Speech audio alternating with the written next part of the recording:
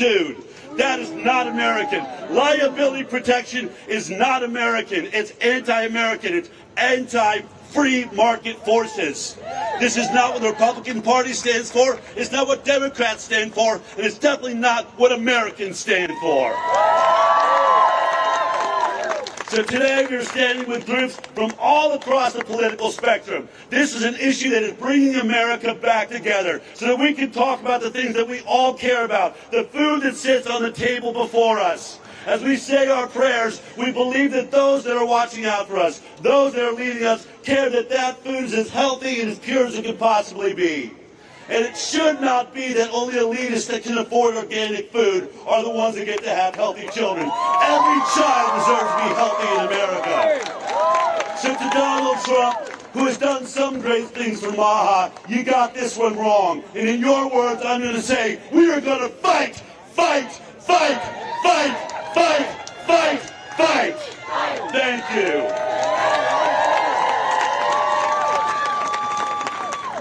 This is people versus poison. There's really only one side to stand on. Am I right? All right. So next I'm going to bring up Joel Salatin. Let's let Joel come up as I introduce him. He's a regenerative farmer, president of Polyface Farms. Yeah, clap. He is from Polyface Farms in Virginia, Shenandoah Valley, producing glyphosate-free, GMO-free pastured livestock, and is the author of 17 books on ecological farming and authentic living. Give it up for Joel! Thank you. It's a joy to be here. Well, kind of. Consistent with my unconventionality as a lunatic farmer, I've thought long and hard about what I can add to this momentous discussion today. So here's my take. We're distracted, as is often the case, by asking the wrong question. We're asking specifically whether federal agencies should be able to shield their corporate cronies from the consequences of their dangerous products, specifically, and more generally, is glyphosate, or perhaps any chemical fertilizer, herbicide, pesticide, or insecticide necessary in agriculture? The short answer to both of these questions is no. But these are the wrong questions. The real question is, what protocols would return the North American landscape to its pre-European productivity and abundance? You see, 500 years ago, this landscape produced more food than it does today, even with tractors, fertilizers, chemicals, and new plant varieties. Of course, it wasn't all eaten by people. 100 to 200 million bison roamed grasslands and savannas. 200 to 400 million beavers ate more vegetables material than all the humans in North America today. Flocks of birds blocked the sun for an entire day. The Lewis and Clark expedition encountered a bear every single mile from St. Louis to the Pacific. Bears eat a lot. 1 million wolves each ate 20 pounds of meat a day. And between 1492 and 1600, the Native American population dropped by 90% as European diseases ravaged indigenous tribes. How did this pre-European landscape produce this abundance? First, symbiotic, diversified, mobile animals. Bison choreography included moving, mobbing, and strategic mowing. Second, hydrology.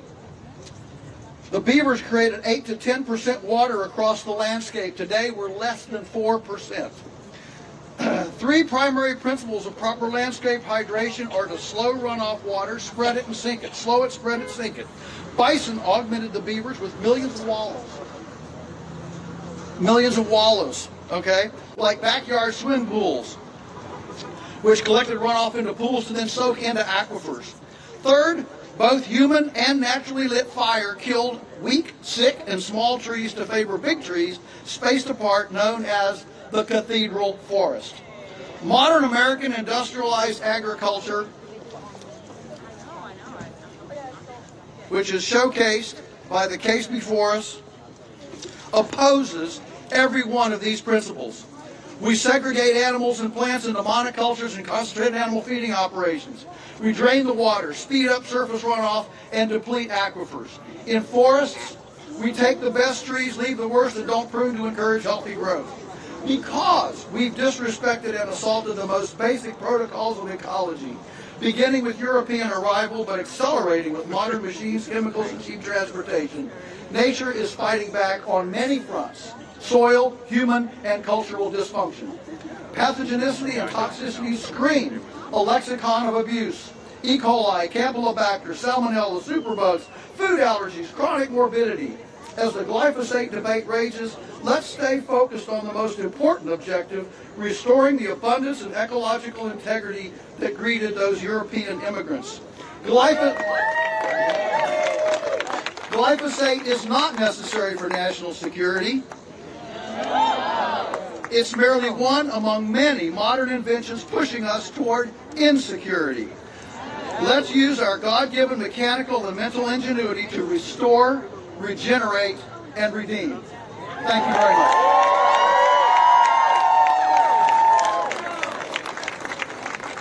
Amazing. Thank you, Joel. We needed that.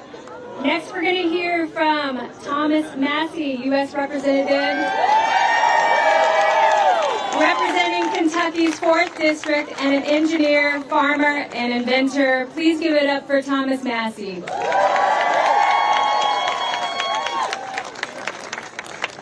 Americans are under attack. There are 4 fronts to this war with the German company.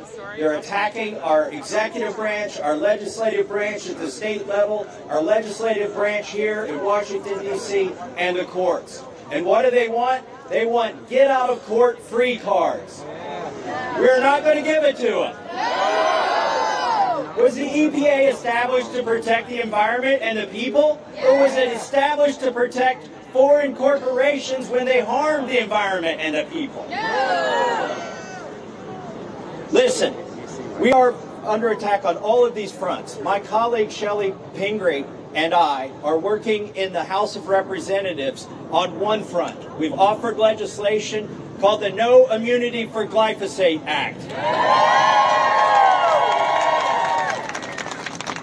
But it shouldn't even be necessary. We haven't repealed the 10th Amendment. We haven't repealed the 7th Amendment, your right to a jury trial. We haven't repealed the First Amendment, the right of people to say what's in a product. These things have not been repealed, but we're in jeopardy today. Those amendments to the Constitution, those 3 elements of the Bill of Rights are in jeopardy here.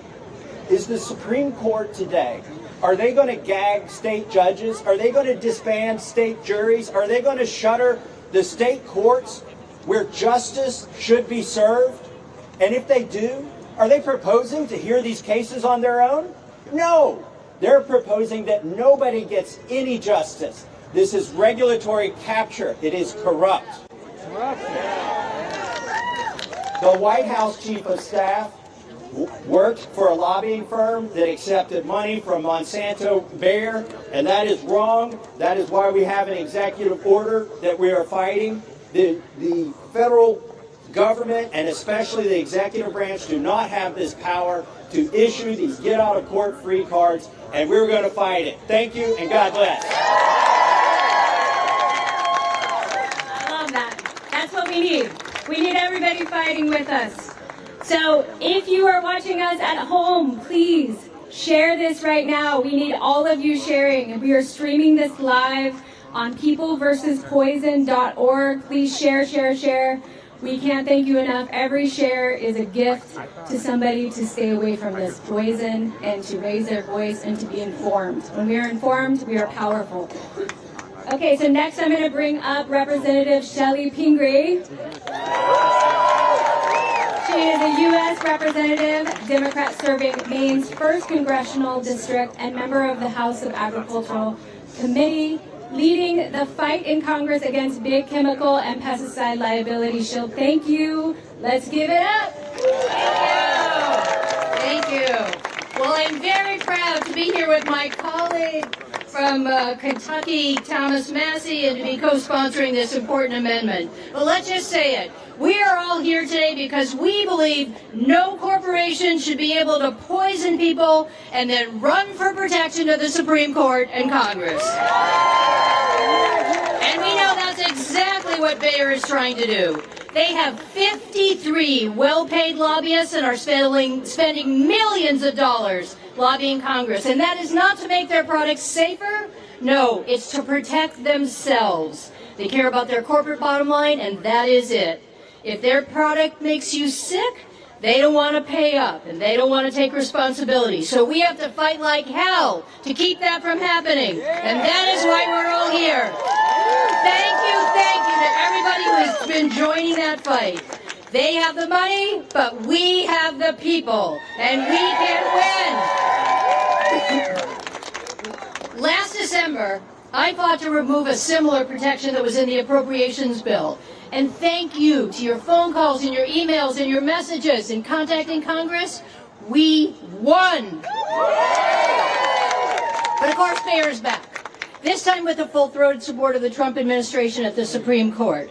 This administration, unfortunately, has supported this appeal at the Supreme Court, and they even went so far to invoke the Defense Production Act to boost production of glyphosate. And right now, the other fight we're in today is that Bayer got Republicans to jam this liability shield into the Farm Bill. And I fought that in our committee to get that language removed. And once again, every single Republican and one Democrat on the House committee voted to keep it in.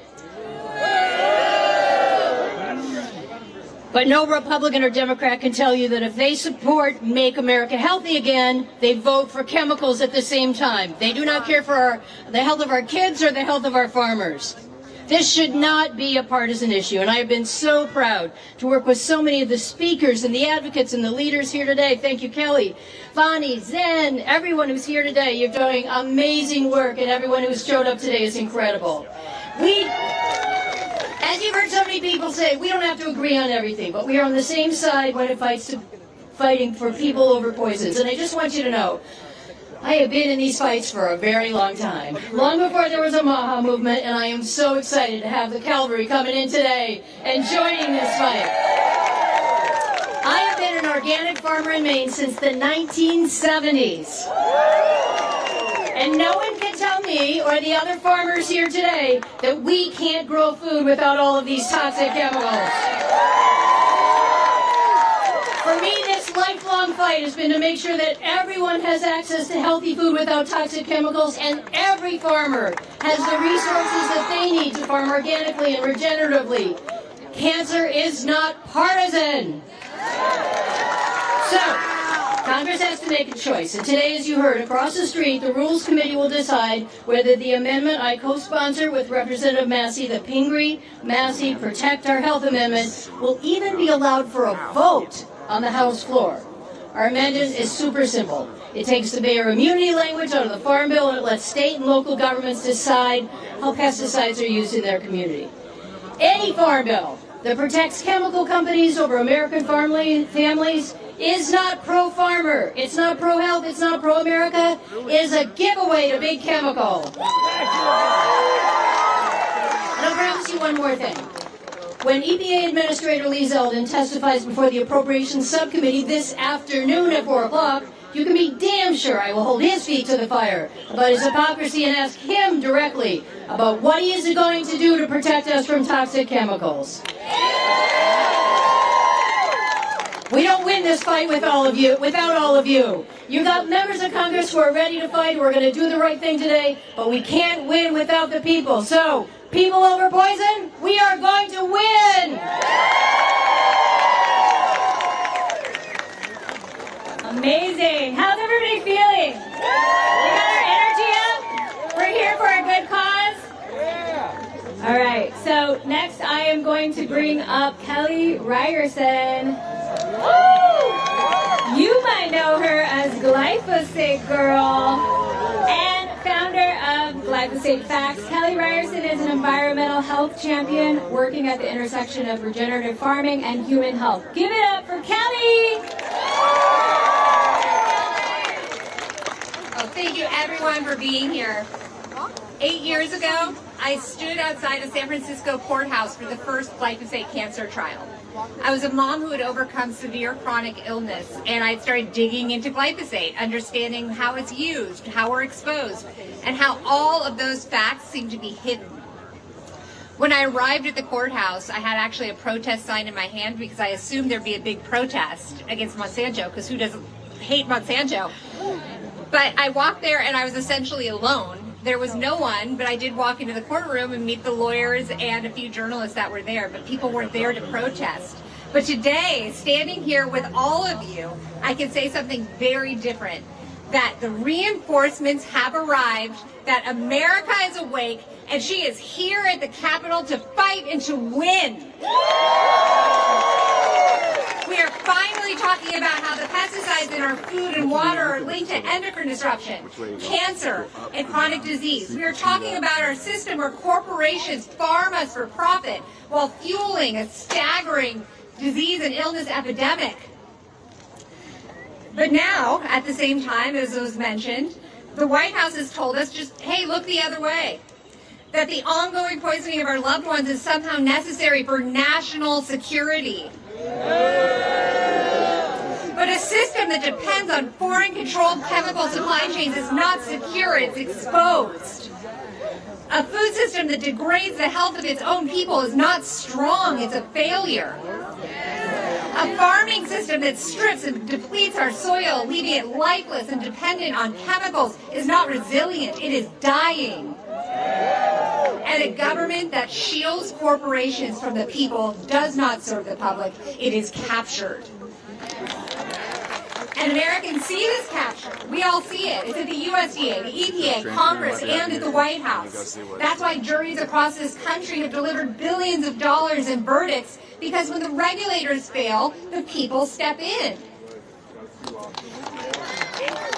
And now with this momentum of keeping companies in check, the pesticide industry is playing their very last card.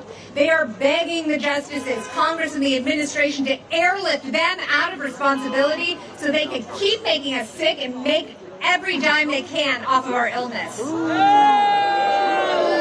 That's the pesticide liability shield. Let's call it what it is. It's a bailout from accountability and a request to be placed above the law. But if your product is safe, then you don't need immunity.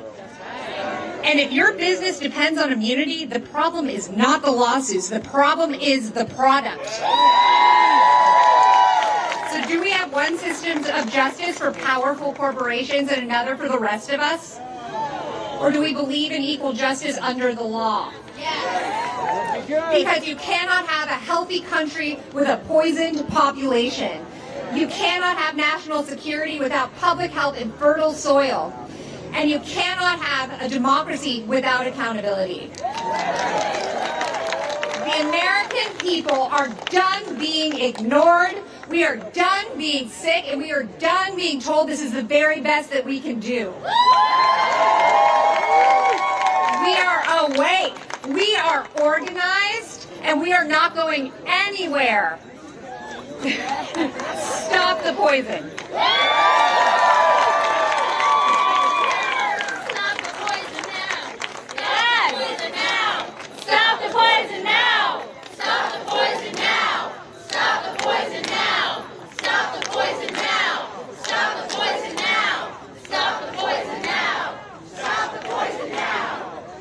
Yeah, I like that. Woo! Okay, so next up is former U.S. Representative Dennis Kucinich.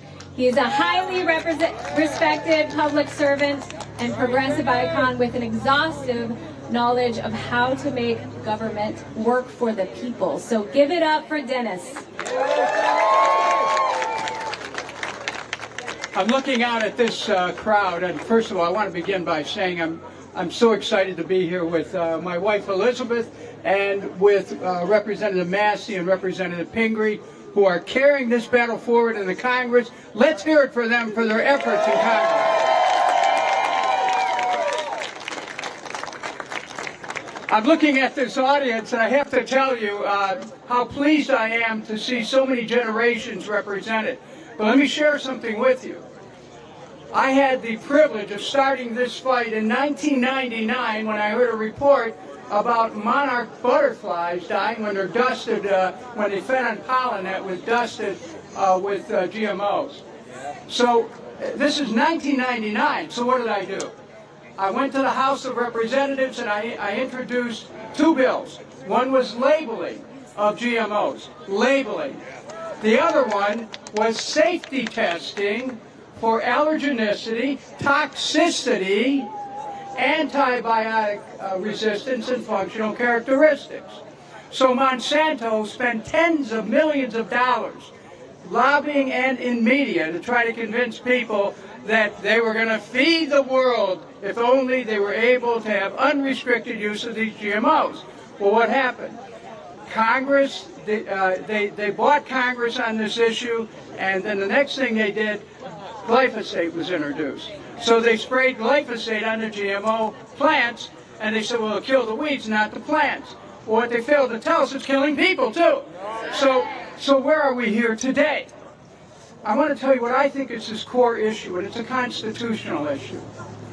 When this country was formed, it was formed because we gave states the rights to have police power over health and safety and the right to their people to have access to courts. That's a cornerstone. The 10th Amendment is the cornerstone of this country. And what Monsanto's trying to do with the help of the Justice Department and the Trump administration is to give a special corporate carve-out so that the Article 6, the Supremacy Clause, will enable a preemption of state laws. This is really important. This is actually what they're going to be deciding. They're not going to be deciding whether it's okay to poison people or not. What they're going to be deciding is whether or not states have a fundamental right to be able to stand up for the health and safety of their people and give people access to due process at a state level. And if the Supreme Court rules the other way, they will have taken down a cornerstone of our country. They will have taken down one of the things that helped bring America together, which was to let the states know you don't have to worry about federal overreach. The states will still have an ability to stand up for their people. This is an important moment in the constitutional history of the United States of America. And I am so glad that all of us are here to tell the Supreme Court, you should not poison the people of our country, you should not poison the judicial process, you should not poison the 10th Amendment, and you should not poison the Constitution of the United States of America.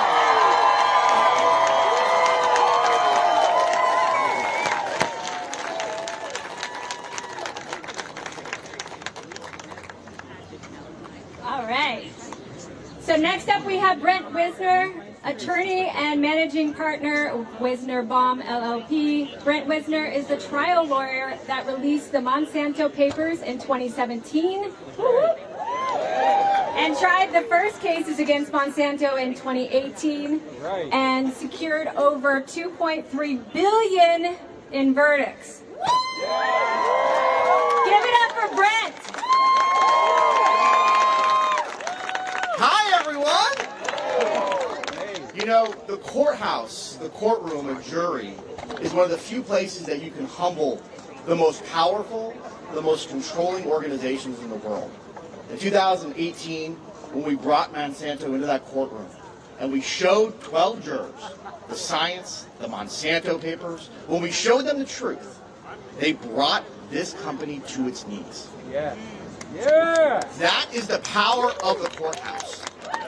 And today, this court is deciding whether or not those doors are shut. Because if they decide in Monsanto's favor, they are telling every single person in this country, you do not get access to justice. You do not get a right to have the truth be heard. You do not get your constitutional privilege to have a trial by jury. And what do we have? We have a democracy that's run by corporations. That is what's at stake here. And today, with us together, we have a chance to make sure our voices are heard. We stand with some amazing politicians, with activists, with lawyers, with anybody who will say what needs to be said. And that is very simple. If we want to protect our democracy, I don't care if you're left or you're right. I don't care if you're up or you're down. If you want to protect our country, you have to make sure those courtrooms stay open. So today, let's hold them to it. Let's win! Come on!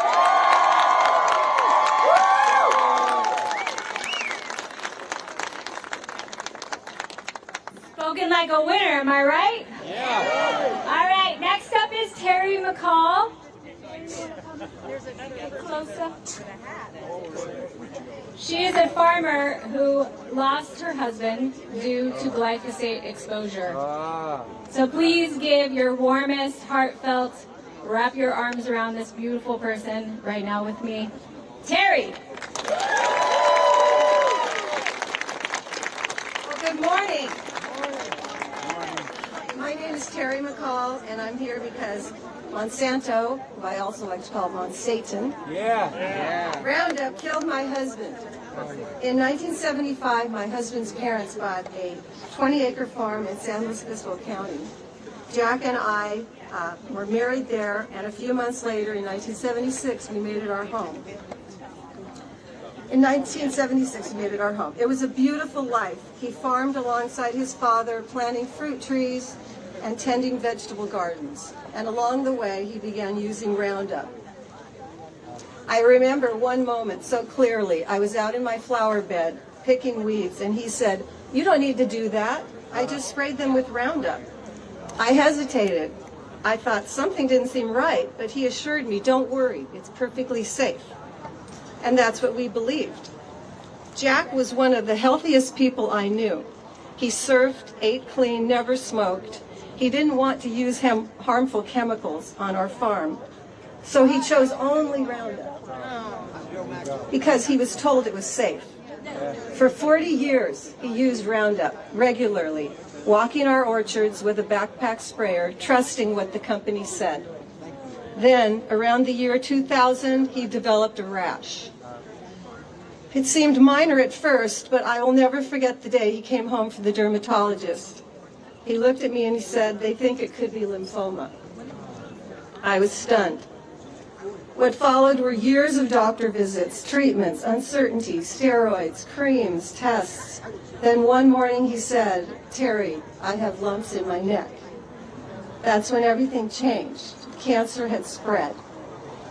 We went from specialist to specialist, even to Stanford, searching for answers while Jack grew weaker and weaker. It took months to even diagnose the exact type, a rare and aggressive lymphoma. By the time they started chemotherapy, it was already too late. The cancer had spread throughout his body. Tumors began appearing around surgical incisions. The pain was unbearable. And it wasn't just Jack. Our dog, Duke, his constant companion, spent his days by Jack's side, sniffing at the same fields, the same weeds that Jack had just sprayed. Duke, too, developed lumps in his neck and was diagnosed with lymphoma.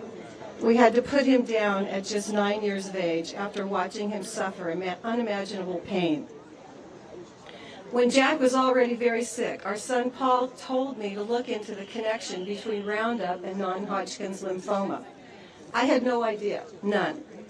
But when I started reading, I was horrified, study after study, case after case. And suddenly I realized Jack had been exposed to this chemical regularly for 40 years. I told Jack, "This is wrong. We should sue them." And he said, "It's going to take decades, Tara. It's like suing Big Tobacco." I said, "I don't care, Jack. I'm doing it." And he said, "Okay, baby, do it."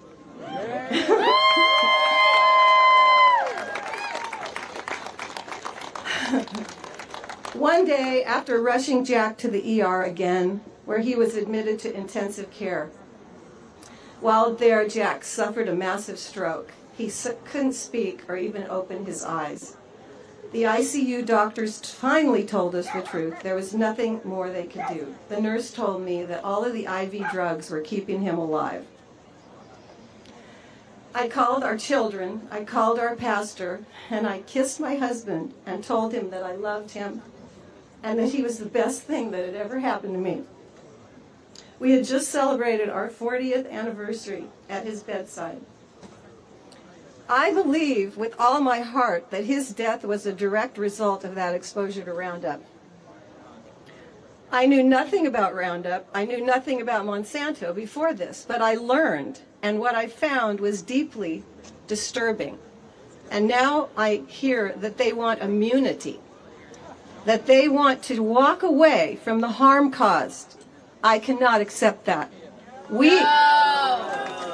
We cannot accept that to happen, because this is not just about my husband.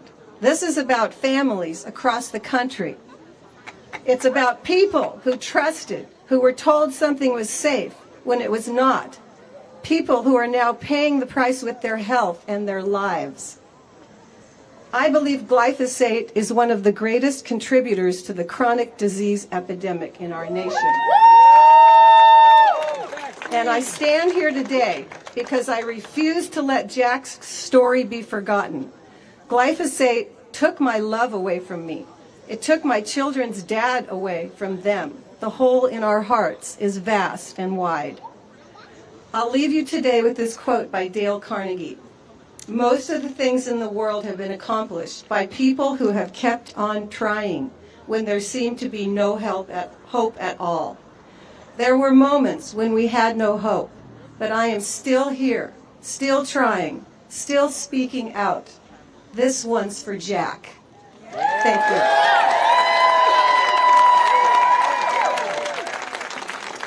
That's why we're here. Give it up for Jack. Thank you for this beautiful day. We didn't have a cloud in the sky, Jack. You just did that so good for us. Thank you. Thank you, Terry. How's everybody feeling? Some of you with signs, I would like to invite you to come back here. All of that hard work, I want you to be seen fully. Especially this one, poison first, immunity later, no thanks. Okay, so if you want to come back here, please just make your way forward. Please let them come forward, and we're all in this together. All right, so next up we have one of my favorite nonprofits, Friends of the Earth. We have the Senior Food and Agriculture Campaigner, Sarah Starman. Give it up for Sarah Starman from Friends of the Earth.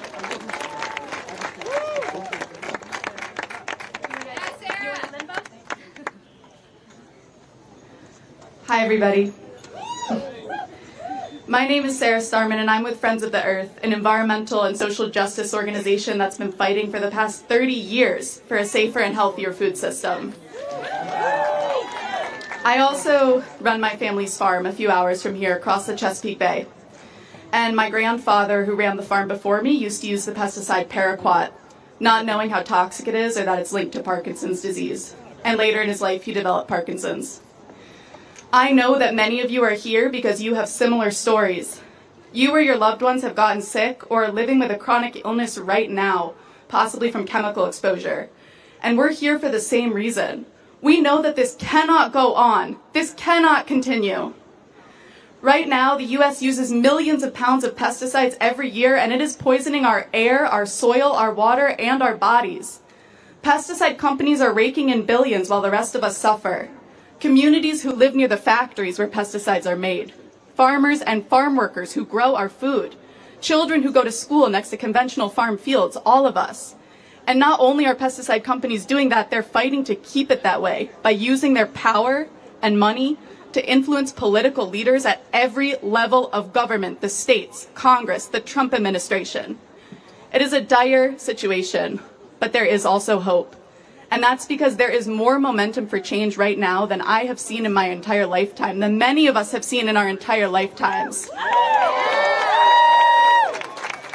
People all across the country, rural and urban, left and right, are coming together to demand healthier food and less exposure to toxic chemicals. And we will not stop until we get it. Right now, together, we have power, and we need to leverage that power to its fullest extent. This very week, the House of Representatives is expected to vote on a farm bill written by the Republicans on the Ag Committee that props up chemical agribusiness and grants legal immunity to pesticide companies. Yeah. Which is exactly what Bear wants, because it's what they're pushing for in court behind us right now. We need to flex our political muscle. This is an opportunity, and there will continue to be opportunities to flex our muscle. Call your member of Congress and tell them to vote no on this bad bill. And call your senator to tell them that the Senate version should support organic and regenerative family farmers, local food systems, healthy school meals, instead of the toxic status quo. Woo! Right now, industrial, chemical-intensive farming dominates, both in the community where I live and also across the U.S. But in 10 years, it could be on the fringes, replaced by organic farming as the norm.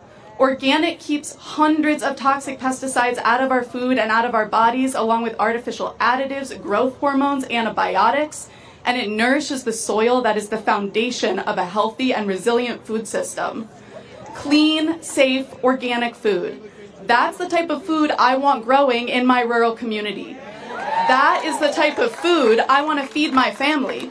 And that is the type of food that should be accessible and affordable for every single family. Imagine what it would be like if our political leaders actually invested in and fought for a fully organic food system. That is the future I believe in and the one that we all can build together. Thank you.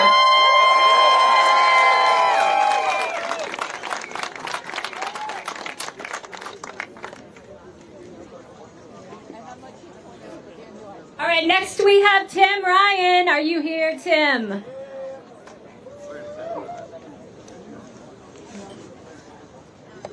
Okay, so next we don't have Tim Ryan. But we...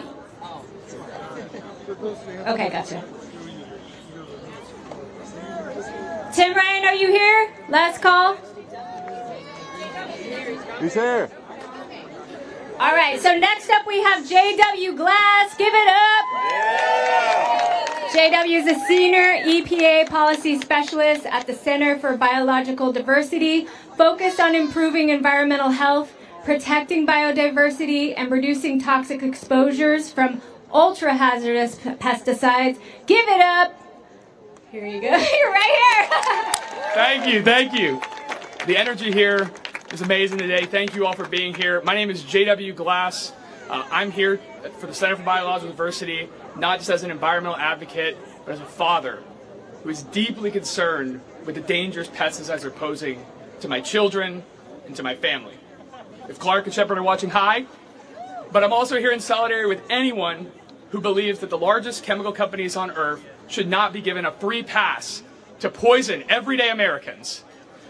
I'm here with anyone who believes that our indiscriminate use of pesticides is wrecking the environment, pushing wildlife to extinction, and creating a toxic soup of chemicals that are making us sick and polluting our air and water. And I am here with anyone who believes that these grotesque, foreign-owned chemical manufacturers, some of the largest companies on Earth, should be held accountable for the cancers, for the neurological disorders, and for all the other diseases that are linked to their pesticides.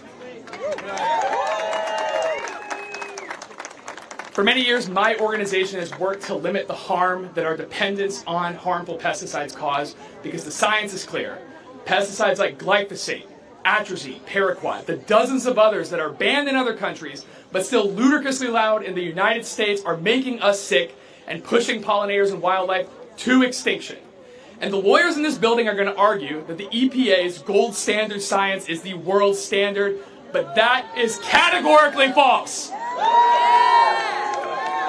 The EPA's process is fundamentally broken. It's a rot. It transcends political parties, administrations, and I have the facts. We've looked at the pesticide labels. There are 38 active ingredients that are probable carcinogens, likely to cause cancer. You know, let's take the fact that these are even used in the United States. How many of these do you think have cancer warning labels? 1.4%. There's 87 others that are possible carcinogens. Again, how many of these have warning labels? 1.1%. So for 98% of all pesticides marketed in the United States that have that require a cancer warning, there is no public warning at all. That is grotesque. That is terrible. That is not the system that we should have. For the sake of our families, for our children, for our earth, let's hope this court today charts a different path. Let's hope they look at the facts and not pesticide industry propaganda. Thank you so much, everyone. It's an amazing group. People versus poison. People versus poison. People versus poison. People versus poison. People versus poison. People versus poison. People versus poison. People versus poison. People versus poison. All right, well, we have Tim Ryan He was popular. He was being interviewed. So, former U.S. Representative from Ohio's 13th Congressional District and Senior Advisor, Campaign for Working Americans at Progressive Policy Institute. Give it up for Tim! Good morning. Fantastic to see such a great crowd. And give it up. I just told my old buddy Dennis Kucinich, he's still got that fastball when he gives a speech. Give it up for Dennis Kucinich. And great to see my old friend Shelley Pingree here. I spent 20 years in the United States Congress. I appreciate you not judging me for that.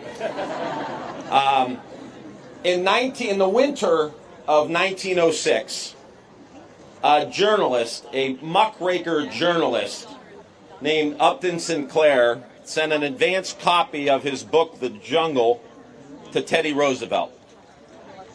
And it was an account of the meatpacking industry in Chicago at that time, and what they would call the meatpacking trusts, and how they would run their operations.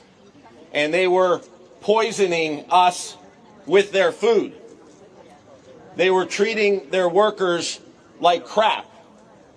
And when Teddy Roosevelt got this book and read other articles from the muckraking journalists of that time, he was absolutely appalled. And he sent investigators, very quietly, without announcing it, to Chicago to investigate what was going on. And his investigators came back to the White House and reported that matters were significantly worse than what Upton Sinclair wrote about in his book. Roosevelt, being a reform-minded progressive at that point, was appalled. And so he immediately, this was in the winter of 1906, he was absolutely appalled. And he used the power of his bully pulpit, a phrase that he coined about the presidency, the bully pulpit. He used that bully pulpit. And just 6 months later, on June 30th of 1906, almost 120 years to the day that we stand here, 6 months later, we got the Pure Food and Drug Act, and we got the Meat Inspection Act. It was the journalists, it was the advocates, it was the muckrakers who created a big freaking stink in this country and forced the politicians to represent their interests, their health, their values, their morals. And right now, as a 20-year Democrat, I like what Bobby Kennedy's doing.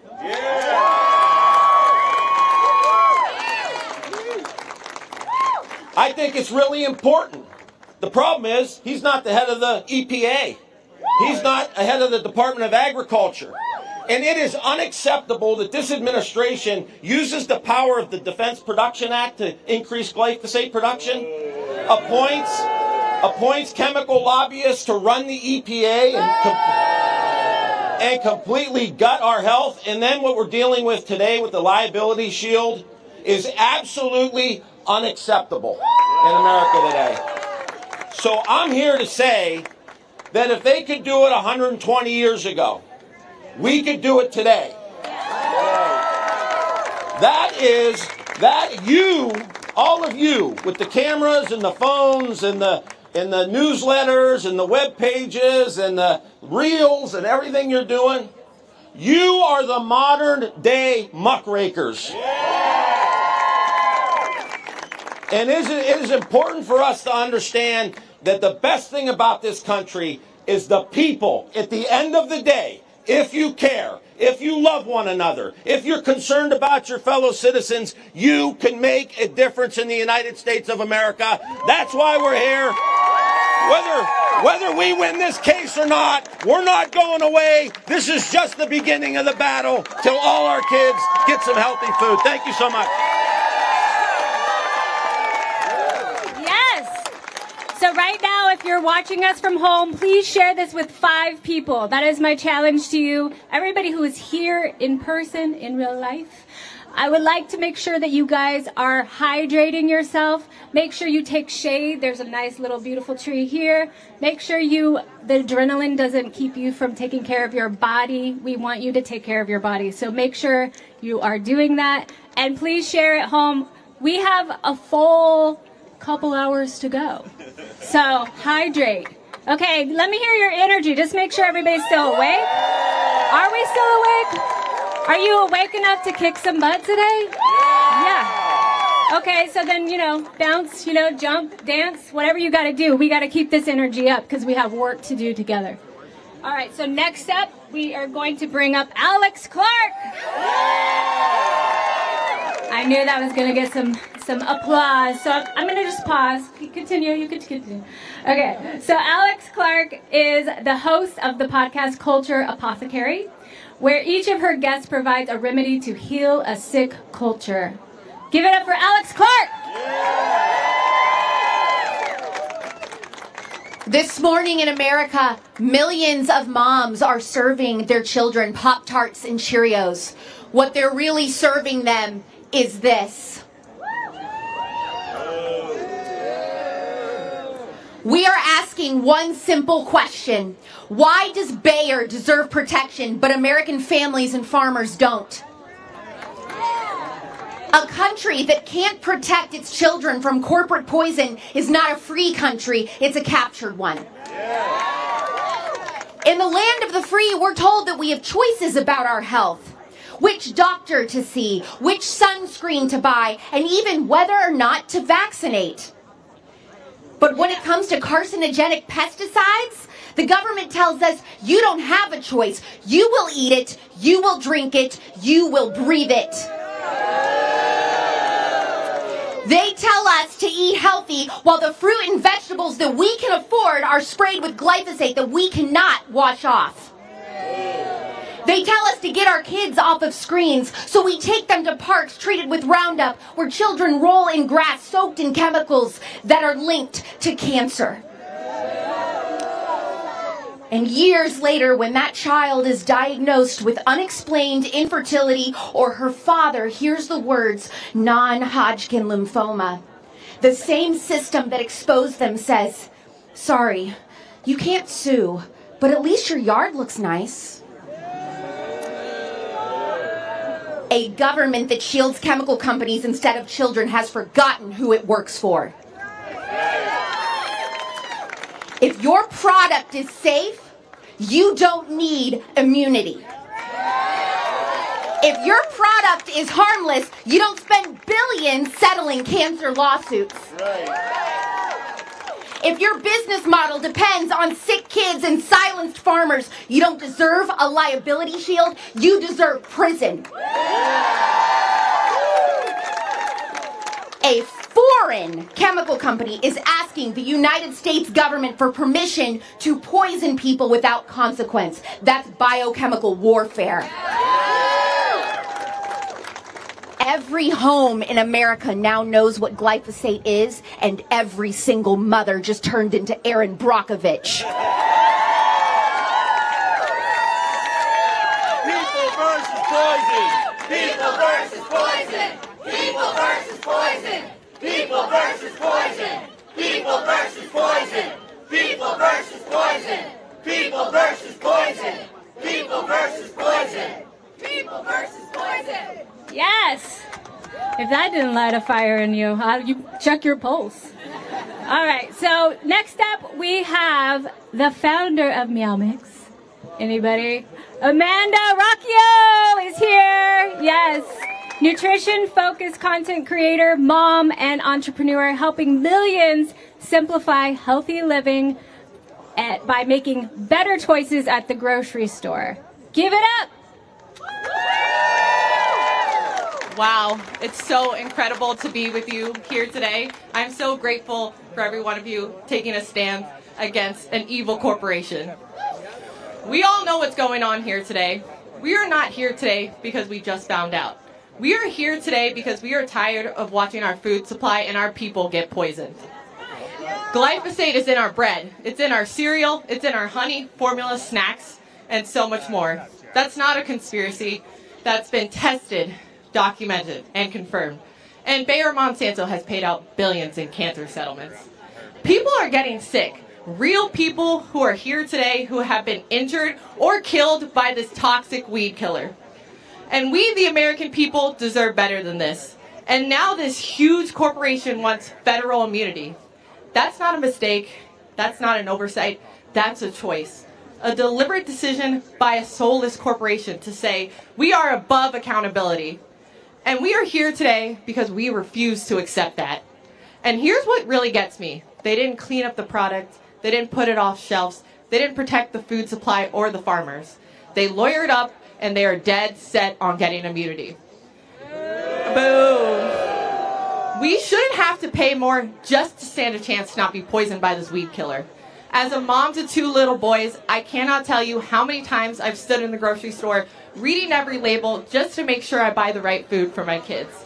But this is something you can't even see on the label. The slow contamination of our public water supplies and our food system. We shouldn't have to pay extra for organic just to stand a chance of reducing our exposure to this toxic poison. This should not be a privilege. Every single child in this country deserves food that isn't laced with a chemical linked to cancer. A link that has been proven in the court of law numerous times. We are not going to carry that quietly anymore. This is why we're here, and this is why it matters. Because when a corporation can cause this much damage, pay their way out, then chase legal immunity on top of that, that is not justice. That is corruption. And so, we are here to fight the corruption that has infected Washington, D.C. We want it out. Woo! We do not consent to the poisoning of our farmers, of our people, and most certainly not our children. Thank you. Speaking of children, I'm going to bring up a very special guest. We have Addison here. Addison, do you want to read your sign? Yes? She said. Bayer is poison. One thing that's in it is Agent Orange, DDT, GMOs, and Roundup. Give it up for Addison. This is why we are fighting.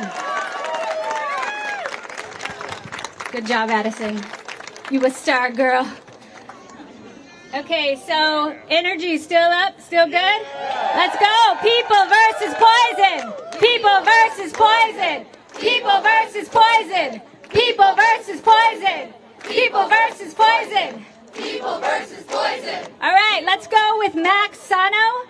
He is next, and he is the Senior Policy and Coalitions Associate at Beyond Pesticides. Yes, give it up. How's everybody feeling? I speak to you today on the ancestral lands of the Piscataway, Anacostan, and Pamunkey peoples, as the nation faces a plethora of crises from biodiversity loss, public health collapse, and the existential threat of the climate crisis. The Supreme Court today will hear a case brought by a corporation, Bayer Monsanto, and supported by the Trump administration, that prioritizes profits over public health and the environment. This is a case about people who have been harmed but not warned. Is the court going to allow the chemical industry to hide behind deceptive product labeling on hazards that should have been known and disclosed? On a daily basis, my organization, Beyond Pesticides, hears from people whose health has been harmed, but they have not been warned. That's because our weak federal law does not disclose of potential threats like cancer. The industry likes to talk about sound science, but a retracted scientific article that they repeatedly reference is clearly unsound science supporting unsafe products. And these products poison farmers, farm workers, gardeners, kids on our playing fields, pets in our parks, and everyone who eats foods grown with toxic chemicals, contributing to long-term hazards for our loved ones, such as cancer, neurological and immunological diseases, respiratory illnesses, Parkinson's, Alzheimer's, and more. President Trump, in a February executive order, says these chemicals are needed to produce an adequate food supply, that they are needed for national security. We say these toxic chemicals are the national security threat. And now these same threats are in the Farm Bill that is moving through Congress this week. We say no. Not to mention bills introduced, mostly unsuccessfully, across 15 states the past few years. We say no. We don't need these chemicals for a productive and profitable food system. We all see USDA organic certified food in our grocery stores. In defense of our nation and planet, let's invest in organic. As the son of a naturalized citizen turned small business owner, I grew up with the now fleeting notion of the American dream. Immigrants and farm workers, regardless of their legal status, are a cornerstone of what makes our country great. Advocates, including founders of Beyond Pesticides, are in a fight for equity and the common good, for healthy life with clean water and air, a safe workplace, and a society that treats all those living within our borders with dignity and humanity. The future depends on corporate and government accountability. We have power to make the change necessary for a livable future. Let's use it. Thank you.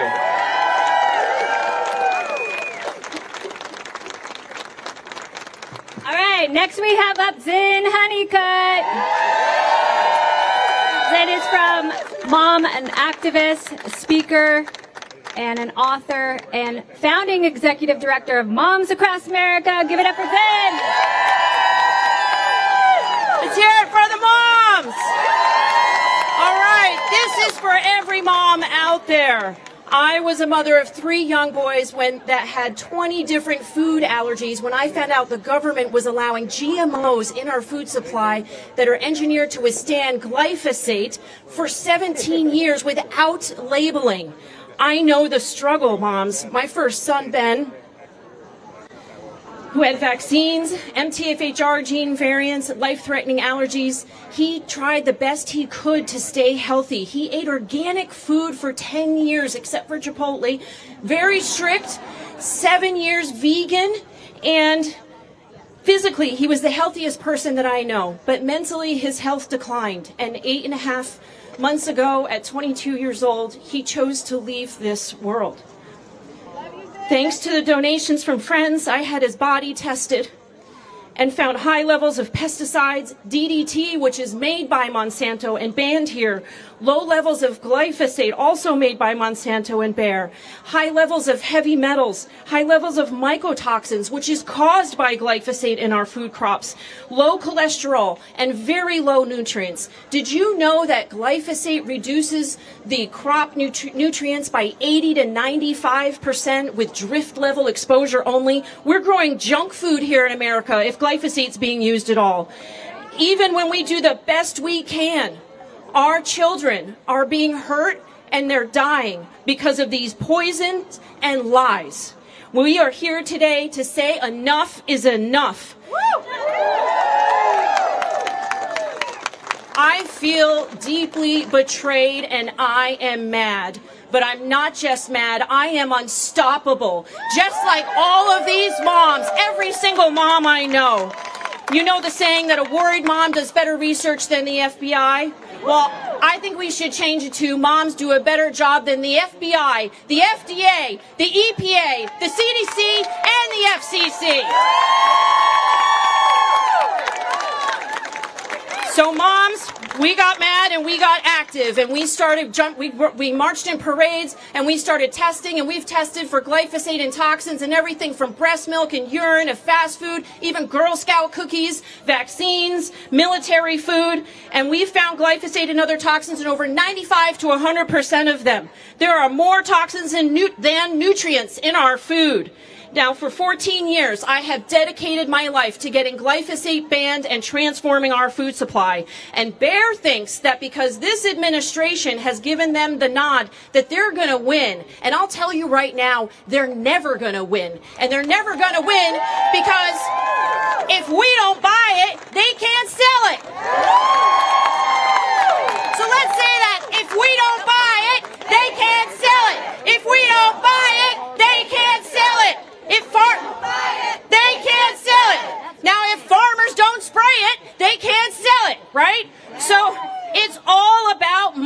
for Bayer. And in 2015, when I spoke at the Monsanto shareholder meeting, the stock just happened to drop 6% the next day. So I wonder what would happen if thousands of us speak up today. What's going to happen tomorrow? What if you just happen to go to X and Facebook right now and hashtag sell Bayer stock, hashtag the people versus poison? What's going to happen tomorrow? Let's see. Maybe Bayer will get the message that they can't poison us with impunity. All right. Also, go to Moms Across America. Go to Action. Sign our petition. Sign up to pass out flyers today tomorrow. To every single House representative. And I promise we will not stop. We will not give up because the love for our children will never end. Thank you. Thank you. Love you. We won't stop. We won't stop. We won't stop. We won't stop. We won't stop. We won't stop. We won't stop. All right, next up we have Bill Fries from the Center for Food Safety. Very excited to have Bill here. He is the science director from the Center for Food Safety.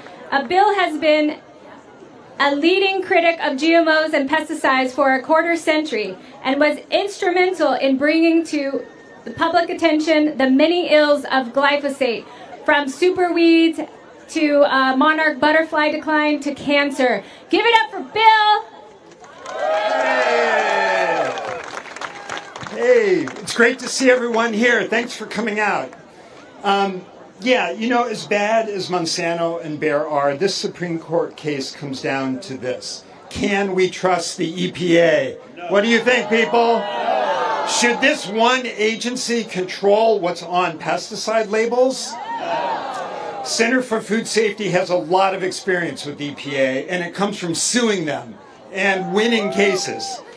And for us, it's a no-brainer. EPA deserves zero trust. In one of our lawsuits, a federal court actually revoked EPA's human health assessment. And it was because EPA denied glyphosate could cause cancer, but at the same time it said, well, it might just cause non-Hodgkin's lymphoma, right? Well, it's not just might, EPA. Thousands of Roundup victims can tell you glyphosate causes cancer. You've already heard from J.W. Glass about EPA's failure to require cancer warnings. Well, we did an analysis too, and we found EPA has approved 200 pesticides that are either possible or probable carcinogens. And the cancer risks are astronomical. And this is EPA's own calculations. There's almost a 1% chance of getting cancer from exposure to some of these pesticides. And it's all of us are at risk, but especially farmers and farm workers. They're on the front lines. But still, we have no cancer warnings. So what warnings do pesticide labels have? Well, I've got a couple of pages of a 30-page label for glyphosate, right? And what does it say? It says caution. It says, oh, causes moderate eye irritation and keep out of reach of children. All right? Is that going to motivate, like, you know, farmers and farm workers and people who spray, you know, Roundup around their homes? Is that going to motivate them to even wear long pants or a long sleeve shirt, much less, you know, rubber gloves to protect themselves? I don't think so. You know, but a cancer warning, that's different. That could motivate people to at least reduce their risk for those people who choose to use this stuff. So if we leave it up to EPA, people will never be informed that a product they use could give them cancer. And that's why the Supreme Court must stand up for states' rights, including the freedom to warn. Not only would it preserve the rights of pesticide victims to seek some measure of justice in courts, it would also save lives when states like California warn their citizens that this pesticide could kill you, despite EPA's failure to do so. Thanks. Thanks for coming.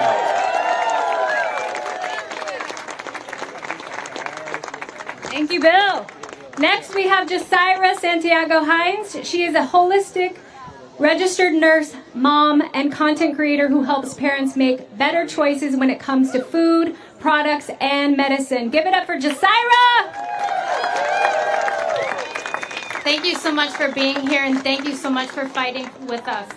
A few years ago, my life completely changed. My body started reacting in ways I couldn't explain. Fatigue, heart symptoms, neurological issues, things that made me feel like I was losing control of my own health. And in that moment, I had to start asking different questions. Not just how do I feel better, but what am I being exposed to every single day? Because when your health is taken from you, you start paying attention to everything. What's in your food, what's in your home, what's considered safe. And that's what led me here to this conversation about glyphosate. But here's something most people don't know. Glyphosate was originally studied for its ability to bind to minerals. This process is called chelation. It can attach to important minerals like calcium, magnesium, iron, and zinc. These are essential minerals in our bodies. It relies on our bodies for our immune system, our brain function, and development, especially in growing children. So we have to ask the question, if this chemical can bind to essential minerals, why is it being used in our food? Because the truth is, most parents are doing the best they can with the information that they have. But many of us were never given true transparency. We were never given consent. And as a mom, that weighs heavy because this journey can feel very lonely. Caring about ingredients, reading labels, questioning what's considered normal, trying to make better choices in a world that prioritizes convenience over quality. It can feel like you're carrying it all alone, but you're not. There are so many parents who care deeply about raising healthier children and creating a better future. And we deserve the information for those choices, to make those choices, not confusion, but informed consent. Because when you know better, you can do better. Stop poisoning our children. Thank you so much for being here. Yes, and speaking of children, I'm going to bring another one up because we need to amplify their voices. I'm going to bring up Gemma. Gemma, you want to read your sign? Fight for freedom!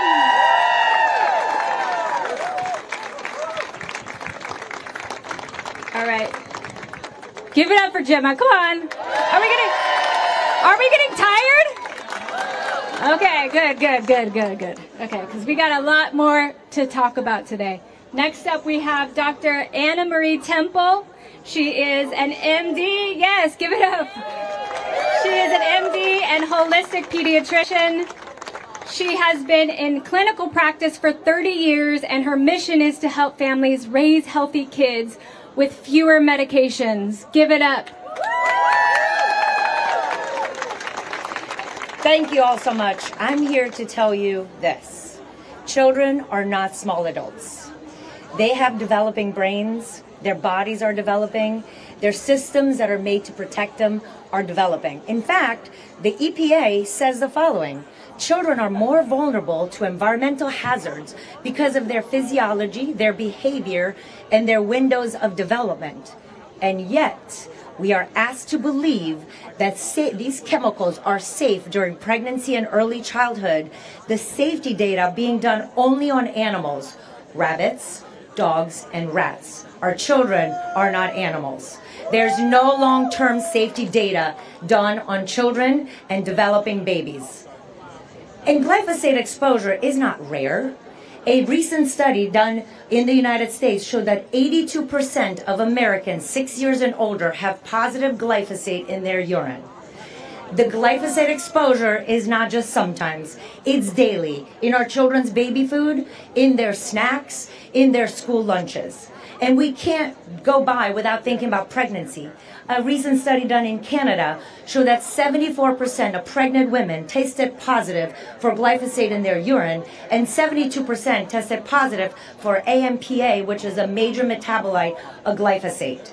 Pregnancy and early childhood are not just windows in time, they're the most vulnerable time.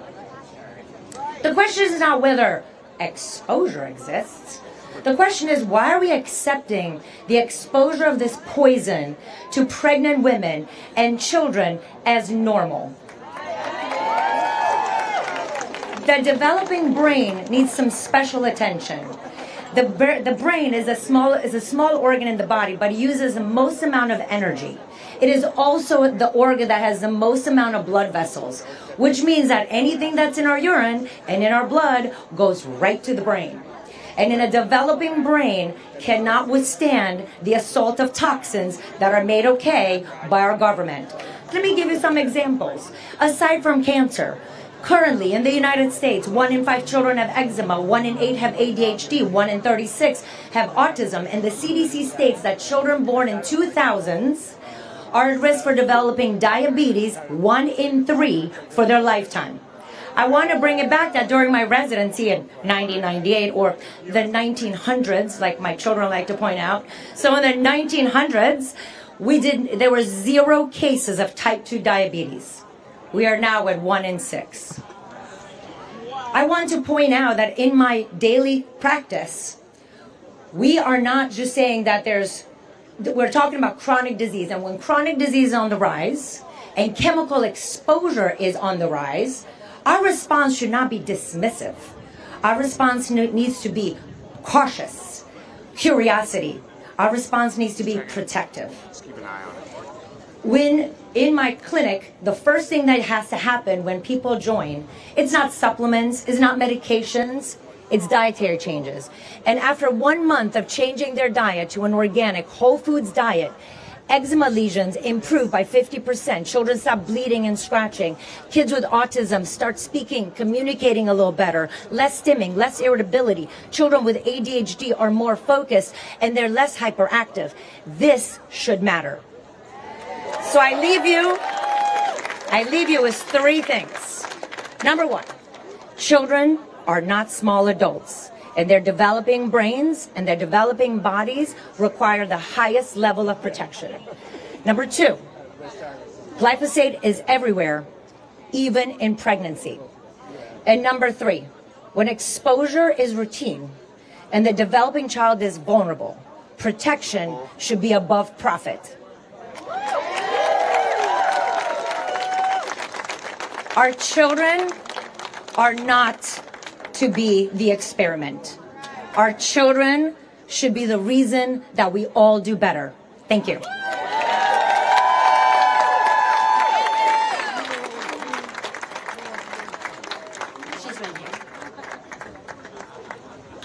All right, next up we have Leah Wilson. She is the co-founder for Stand for Health Freedom, author of Reclaim Vitality and the Vaccine Decision. Give it up for Leah. Stand for Health Freedom filed a brief in the Darnell case on your behalf, on behalf of our 1 million health freedom advocates, on behalf of you, the people, the primary stakeholders in public health. And we told the court that this case is about informed consent. Because health decisions are not made in doctors' offices, they are made in our daily decisions, including the products that we're exposed to. So this case is about people. It's about your moms and dads. It's about workers, neighbors, farmers, and people like Darnell who believed what they were told and got hurt. And across this country, Stand for Health Freedom has been fighting this very battle, and we've been winning. We fought in 12 states with you, the people, and we won in 9 of them. We fought twice in Congress and won both times. And we're still fighting the farm bill that's on Congress's desk today. And let me tell you, the Supreme Court has already said in this very situation that the people still have a voice and the states still have a role. And we reminded them of that. So not only do we want Darnell to win, legally, he should win. And let me be clear about something else. Monsanto and the Modern Ag Alliance, their Modern Ag Alliance, are going door to door in the state houses today, telling the representatives that if you are anti-liability shield, you are anti-farmer. And that is a lie. Stand for Health Freedom supports farmers, we fight for farmers, we work with farmers, and we want farmers to win. Now, here's what I'm going to tell you from our experience, is that your voice is the difference maker. And when our representatives understand what these bad rules do, then they can stand up for the people. And if they don't, then at least we knew that they knew exactly what they were voting on. Because too many times, friends, I'm going to tell you that bad votes are happening by your representatives because the only story they heard was the industry's story. And that's why your voice makes the difference. Not sometimes, not occasionally, but over and over and over again. When people show up with the truth, it changes the outcome, and we have the receipts to prove it. We told the court that the fact that Monsanto is going state to state right now, waging this battle, and we're having to show up and win it, is evidence that they want a rule change, and the current law does not allow what they're asking for. And you know that it's the court's job to tell us what the law is, not write the law. So we told the court this. This is bad use of tort reform, because some of these justices, they might be friendly to tort reform, but not in this situation. It's a bad application, because tort reform is exactly what happened in 1986 when Congress gave a liability shield to vaccine makers. And it was a bad use of tort reform then, and it's a bad use with pesticides today, friends. And now here's where you come in. Because your voice matters more than you can imagine, and it's about to matter even more in the 2026 midterm elections. And here's a secret, and I'm going to say it out loud. Show up in your state's primary this spring or summer.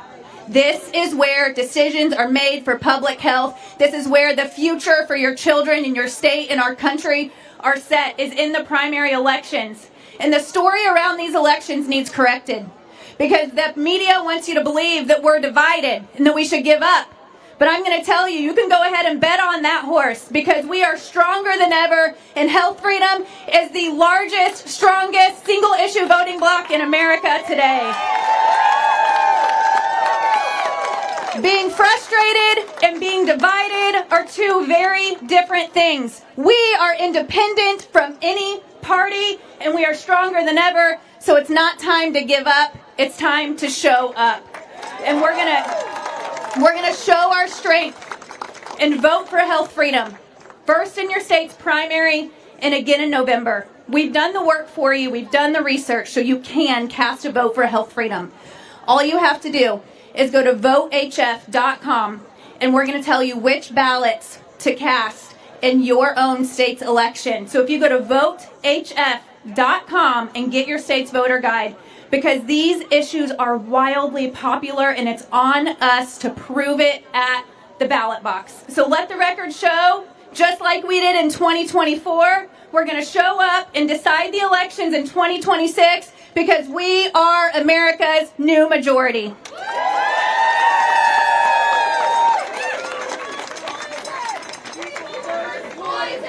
People versus poison! People versus poison! People versus poison! People versus poison! Keep going. People versus poison! People versus poison! People versus poison! People versus poison! People versus poison! People versus poison! People versus poison. All right. Got a little energy? Lively up yourself. We still have a lot more people to hear from today. How's everyone feeling? You didn't sound that loud on that last People versus Poison, so drink some water, get yourself hydrated. We still have to kick Monsanto's butt today, so let's go. Sell their stock! Sell their stock! Sell their stock! Sell their stock! Sell their stock! Sell their stock! Sell their stock! I love it. Okay, you proved it. You're ready. Okay, so Angela Huffman is next. Give it up for Angela.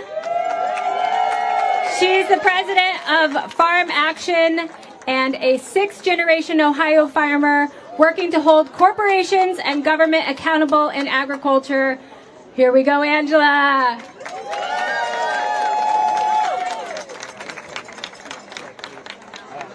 Inscribed on this great building behind me are these words: Justice, the guardian of liberty. And that's what today is all about.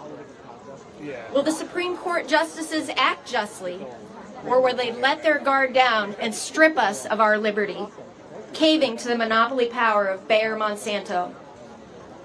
I'm Angela Huffman, and I came from my farm in Northwest Ohio today because liberty is on the line. I'm proud to lead Farm Action, where I work with farmers across the country. Farmers have been under the thumb of corporate power and government complicity for too long. Now, Bayer wants to sell a product that harms people and not answer for it.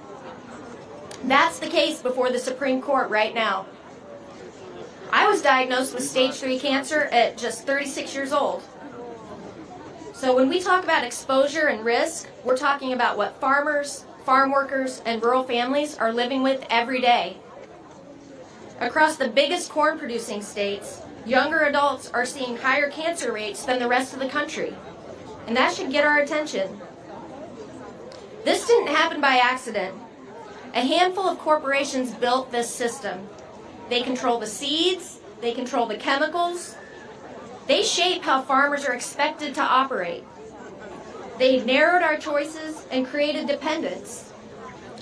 And now they want even more. They want immunity when their products cause harm.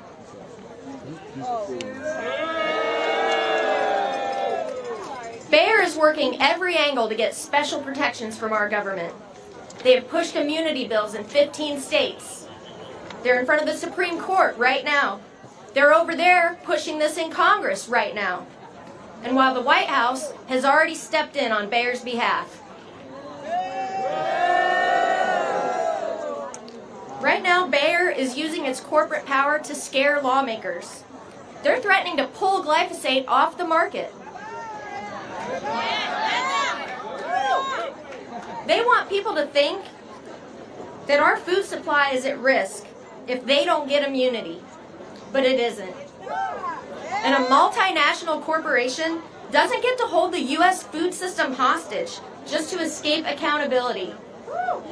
So we say, go home, Bayer.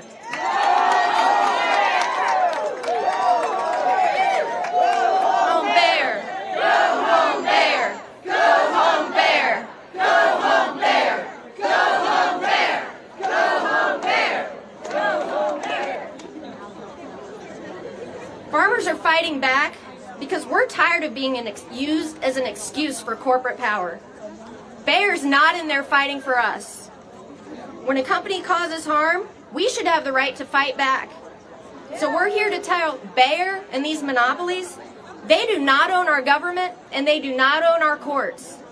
And if our government doesn't agree, then we the people are here to fight for our liberty. Thank you.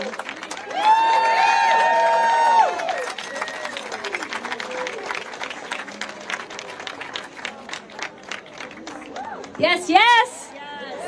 You feeling good? All right, I leveling up myself too, so I can keep introducing the most amazing people. Next we have Liana Werner-Gray right here. She's a nutritionist. She is the best-selling author of The Earth Diet, and she is also a cancer survivor. Give it up. Give her your best round of applause. Liana! Thank you. Thank you, everyone, for being here. Thank you to the press, and thank you for posting to your platforms. We really need it. We need this to get out there. My name is Liana Werner-Gray. I am a nutritionist, a cancer survivor of 17 years, and an American citizen by choice. I'm here today to be a voice on behalf of the millions of people who have been diagnosed with cancer and the people who have died because of this toxic chemical, many of which had no idea it was caused by this pesticide. I survived a golf ball-sized tumor in my lymphatic system, right here, on the right side of my throat. I know that the cancer cells were caused by being systemically burdened by toxic exposure over time. The CDC biomonitoring data has shown that a significant majority of Americans, 80% of adults, and 87% of children have detectable levels of glyphosate in their bodies. This means in their brains as well. This is not confined to agriculture. This is not confined to farms. This is in everyday food supply. As a nutritionist, it breaks me. I sit with clients all the time who did everything right. They ate fruits, vegetables, grains, juices, and other whole foods, only to discover they have been chronically exposed to a toxin that they never consented to ingest, and then surprised how they ended up with a cancer diagnosis. When a corporation releases a chemical into the food supply with repeated and documented harm, and continues despite global litigation and biological evidence that crosses a threshold of negligence into reckless disregard for human life. Many would call that corporate murder in slow motion. Why should we have to sugarcoat this anymore? It is what it is. Corporate murder in slow motion, not as an emotional exaggeration, but as a description of systemic preventable loss of life through exposure. In the meantime, while we fight this, armor up. We all have to armor up. Do these 4 things daily to help detox. Number 1, source organic produce from your local farmer or grow your own produce. Yes. Number 2, use a regular toxin binder. I love bentonite clay, which has strong magnetic properties. Number 3, drink liquid chlorophyll every single day, first thing in the morning. It heals and repairs DNA. And number 4, eat 5 to 10 apricot seeds every single day to kill any cancer cells in their tracks. Truly, that is God's perfect chemo. Thank you, God. Since 2026, 170,000 people have filed cancer lawsuits against Bayer Monsanto. They have paid out $11 billion.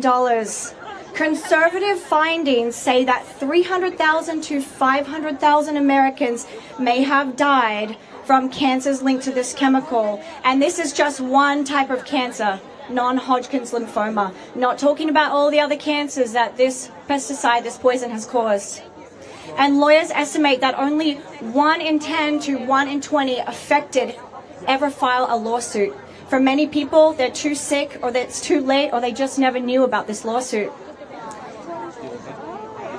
Scripture warns us in Isaiah 10, chapters 1, 2, that woe to those who make unjust laws to deprive the poor of justice and rob my people of their rights. Yeah. One of the 10 commandments given to Moses by God himself in Exodus 20:13, you shall not murder. The people consuming glyphosate contamination are innocent. They don't even know it's contaminated. It's not on the label at all. I urge those who are part of this, the decision makers in the Supreme Court, whether knowingly or unknowingly, to turn away, to repent, to change course while there is still time. Because every action that harms innocent life carries a spiritual consequence. And no one is exempt from that accountability. We urge you, decision makers, it's not too late. Turn this around and be a hero in this moment in history. Thank you.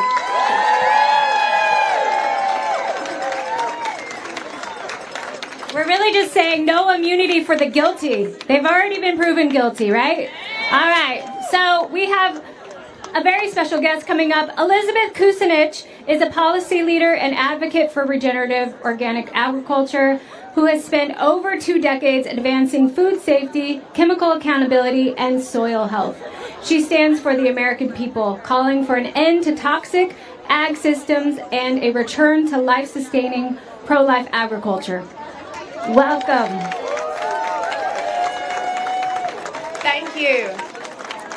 I just want to honor all of you for being here. All of you for standing your ground, for making your way to this arguably most powerful city, certainly in America, but maybe in the world.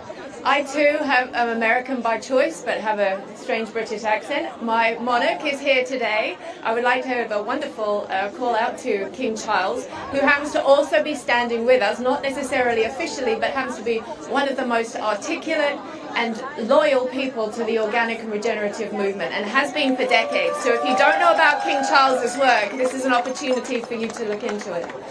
I stand here truly, in myself, standing for life. I would like to claim the word life. I want to claim what we are doing here. We are standing for pro-life agriculture, an agriculture that lifts us up. that enables our health, that facilitates the continual development of human beings and animals and the land and all of the plant life. Respect, sacred nature of life. Our opportunity here is to truly stand together and to make sure that our politicians, our lawmakers, those who represent us, and that we ourselves choose to uphold those principles every single day. Now, you standing here is so important. We can only have a functioning democracy when the Demos stands up, and you are here, and I would ask for you to please make sure that everybody you know becomes active in this political process. The other side come up here every single day and they lobby. And the staffers who are here, they try to field whatever they can, but many of them are not trained in agriculture, they don't know about ecology, they're not trained in health. Lots of them come from a legal background.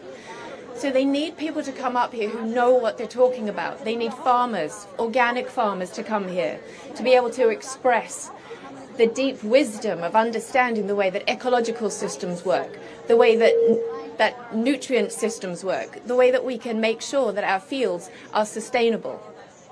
I would like to talk to you about contacting your member of Congress. Please do this. This week we're going to have the Farm Bill vote. And I need everybody to phone their member of Congress and say, no to this farm bill. This farm bill needs to go into the compost heap. It needs to be turned into something beautiful, and let's grow something different from it. So no to this farm bill. When we have got rid of this farm bill in the House, we need to then focus on the farm bill in the Senate, not yet written. We need to make sure that that farm bill in the Senate has all the provisions we want, and it cannot have a liability shield in it. It cannot have an EATS Act architecture which stops states from being able to protect you and us from the chemicals, that stops states from being able to improve animal welfare conditions. We need to make sure that we stop this federal overreach, which is happening under this administration and quite frankly has happened under all administrations. But now, as has been said before, our movement is bigger and broader than ever. We span all the way from the left to the right, up and down. We are together as human beings, and our opportunity to truly stand together, to forget the labels that people want to call us, to forget the colors that people want to pin to us, but really understand that we are here as a collective whole to stand for life. That's what I'm here. So please make sure that you think about any policy you look at, whether it's agricultural policy, nutrition policy, energy policy. Does it help to protect life? Does it help to advance future generations? Or does it destroy it? If it destroys it, we don't want it. There's another way. So thank you for being here. Thank you for standing the sun. The sun gives us the opportunity to create plant sugars and all the nutrients that we need. So make sure you protect yourself. Make sure you're hydrated just as our soils need to be. Please also, when we're fighting the things we don't want, what do we want? We want funding. Oh, there's money that's going to war. Genocide is ecocide, and ecocide is genocide. We need to be making sure that our dollars, the tax dollars that we work so hard for, that they are redirected to transition agriculture, that they're redirected to support our families, to support our communities, to support our country.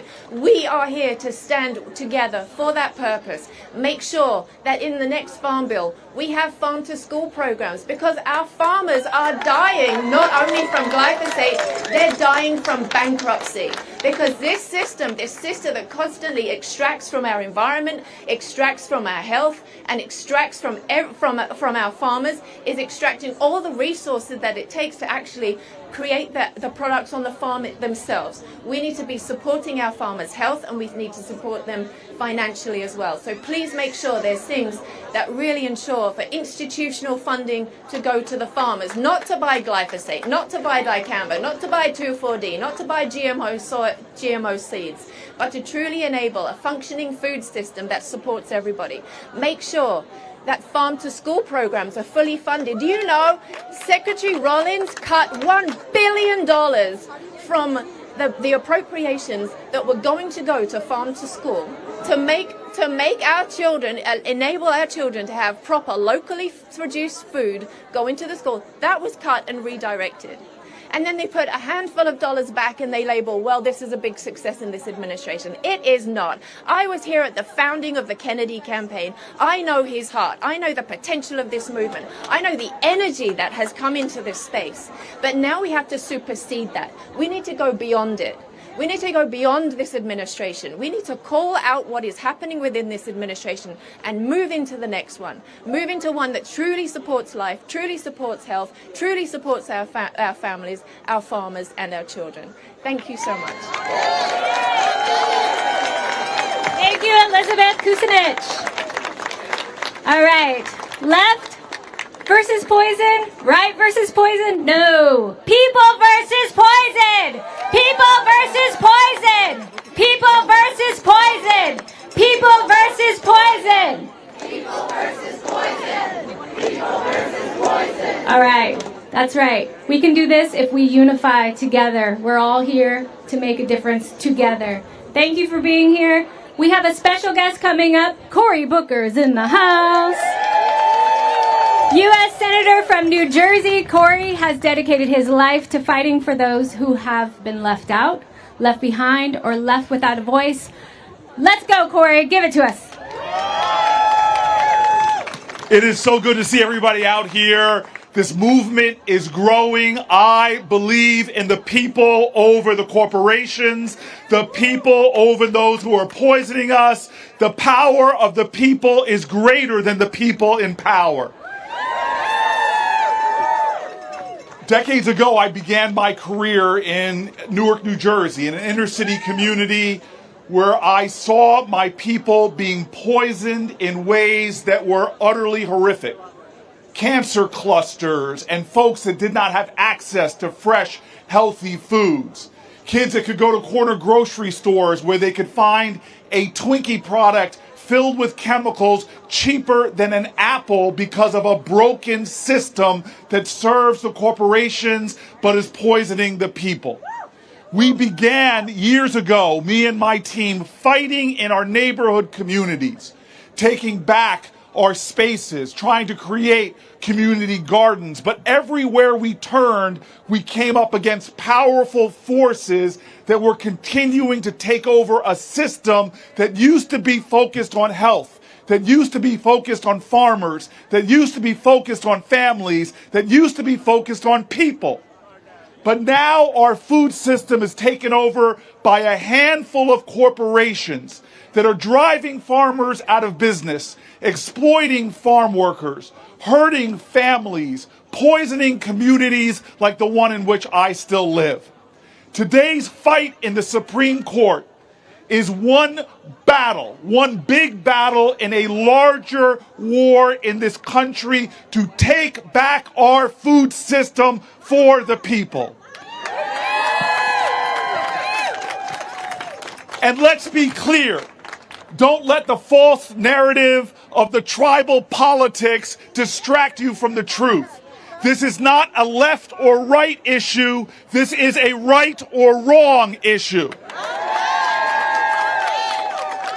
This is an issue that belies the failed politics of our present and calls our country to a greater moral imagination, to have a nation that for once and for all we can fulfill our creed, that we would have liberty and justice for all, that everyone could have life, liberty, and the pursuit of happiness. Necessary to those things is a food system that serves us and not the big corporations that are poisoning us. When I came to the Senate, I came with a mission to attack the polluters, to attack the chemical companies, to attack those who are attacking our families and our farmers, and to fight the good fight. I was stunned that these companies spent billions of dollars with armies of lobbyists down here in Washington trying to allow them to do the things that are causing cancer rates to spike throughout our country. I was shocked that they had lobbyists every day fighting in the Farm Bill to stop us for having a farm bill that's about farmers and people and not big corporations and bigger profits. We are at a point now in our nation where this fight is the crossroads of where our country stands. And the politicians in Washington are going to have to make a choice. Who do they stand with? Do they stand with the people of the United States of America, or do they stand with the international corporations like Bayer and Monsanto that are literally killing us? Well, I say we stand. We stand with the people. We stand with those who are making our food. They're mixing their soil and their sweat and their spirit together to create hope as well as food. I've traveled the country now, meeting with farmers from East Coast to West Coast, up and down New Jersey and across our nation. Our farmers are struggling, often trapped in a system of corporate concentration that is literally driving thousands of farmers off their lands as corporations gobble up our heritage and the land of the free. This is an unacceptable situation. And then that land is being drenched with toxins that are causing farmers and farm workers cancers and illnesses that should be unacceptable in our nation. And then when we try to stand up and sue them for the damage and the misery and the suffering and the pain, they come to Washington and try to preempt those people and their actions. That is unacceptable. I say no. That has got to go. We must win this fight.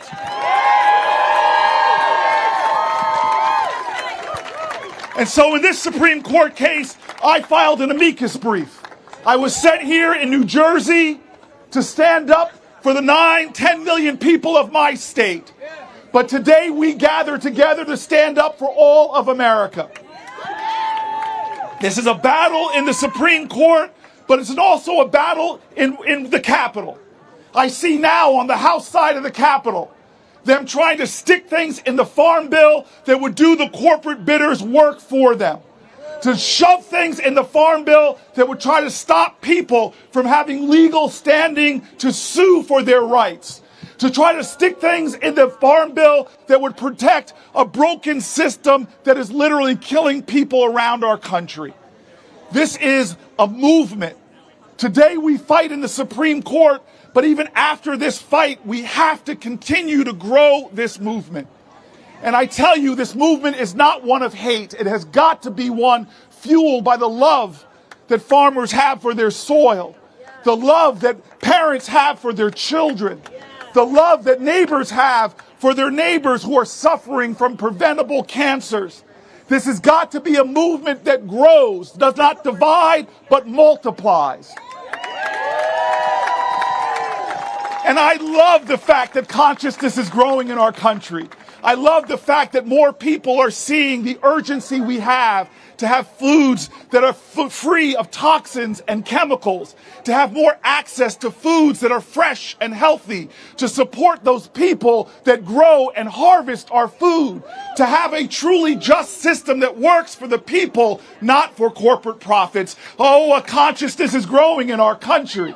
There are more and more people realizing that we have the power to win this fight if only we can wake more people up, get more folks off the sidelines, because democracy is not a spectator sport.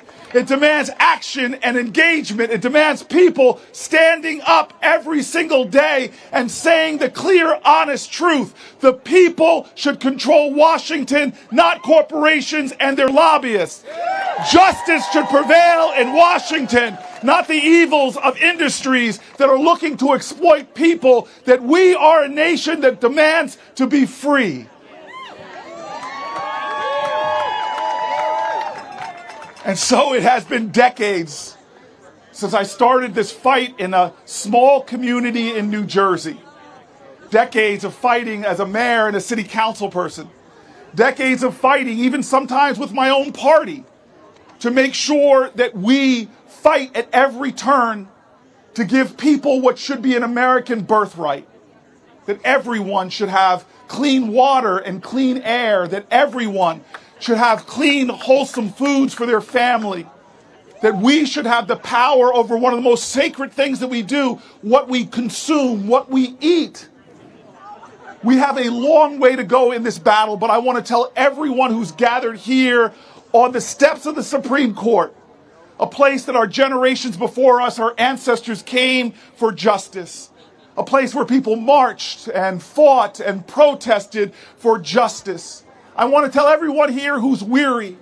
I want to tell those families who are struggling with a family member that has non-Hodgkin's lymphoma or some other rare form of cancer. Those people that use these products that they were told or believed were safe that were actually making them sick. The mothers who worry that the only options for shopping in their neighborhood are grocery stores filled with food with chemicals on them and in them. I want to tell you right now not to despair. I want to tell you that if there's anything that's true about our history in this country, it is a screaming testimony to the achievement of impossible things against impossible odds.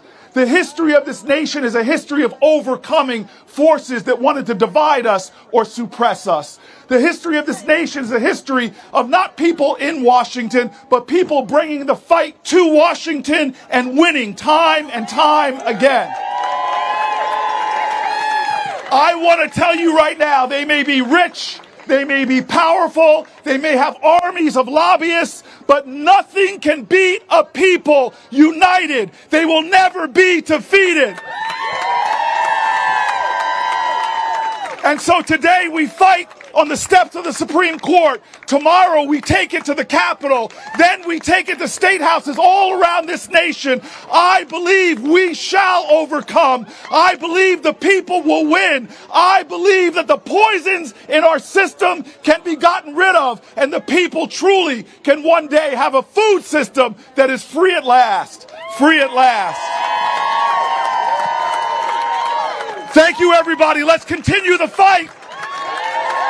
Let's unite people. Let's bring our nation together. Let's put more indivisible in this one nation under God. Thank you. All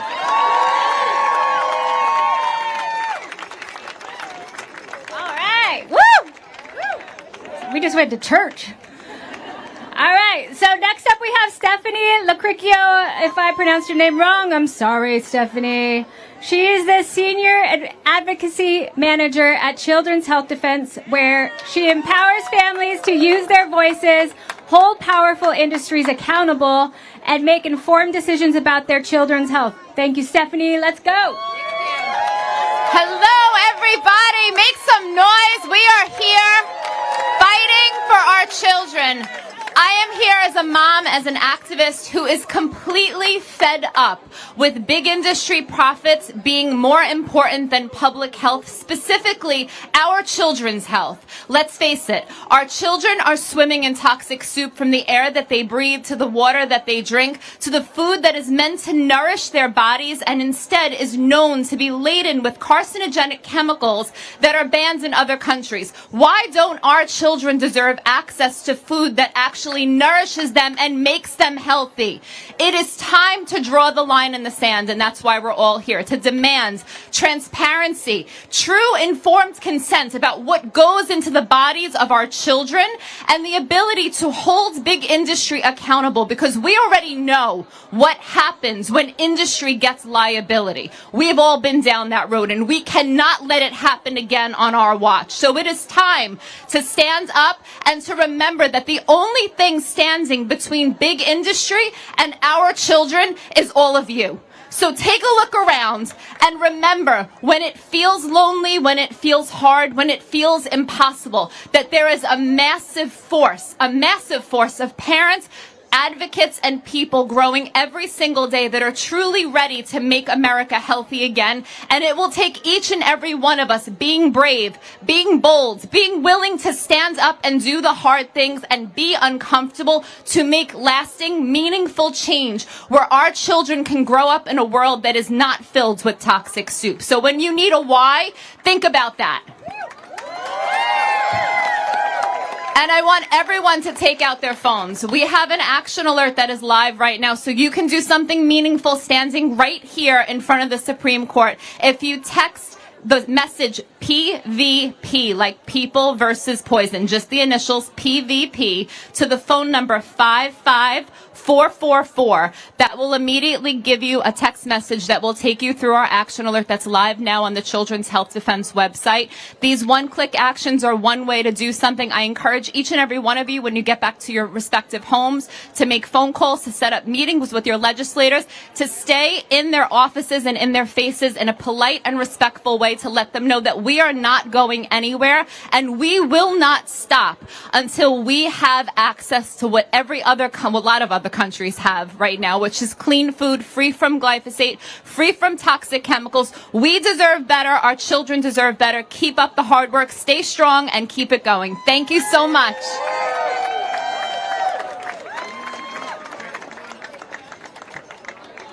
Okay, we have a special guest, Wendy. Wendy, do you want to read your sign? Yes. To Bear, we all say, if it's so safe, drink it! Get a little comedy up in there. All right, so next we have Alexandra Munoz. She is an independent toxicologist and a leading voice fighting Bayer's pesticide immunity legislation. She provides testimony on the carcinogenicity. Can't talk. It's getting late. No. Of glyphosate at state legislators as she advocates on behalf of future generations. Give it up. I'm Alexandra Munoz. I'm an independent toxicologist, and I've spent the last year in state houses fighting Bayer's immunity bills. Monsanto has waged war on scientists like me who dare to say what I'm about to say. Today, on the steps of the Supreme Court, I'm going to say it anyway. Roundup causes cancer, and glyphosate is a carcinogen.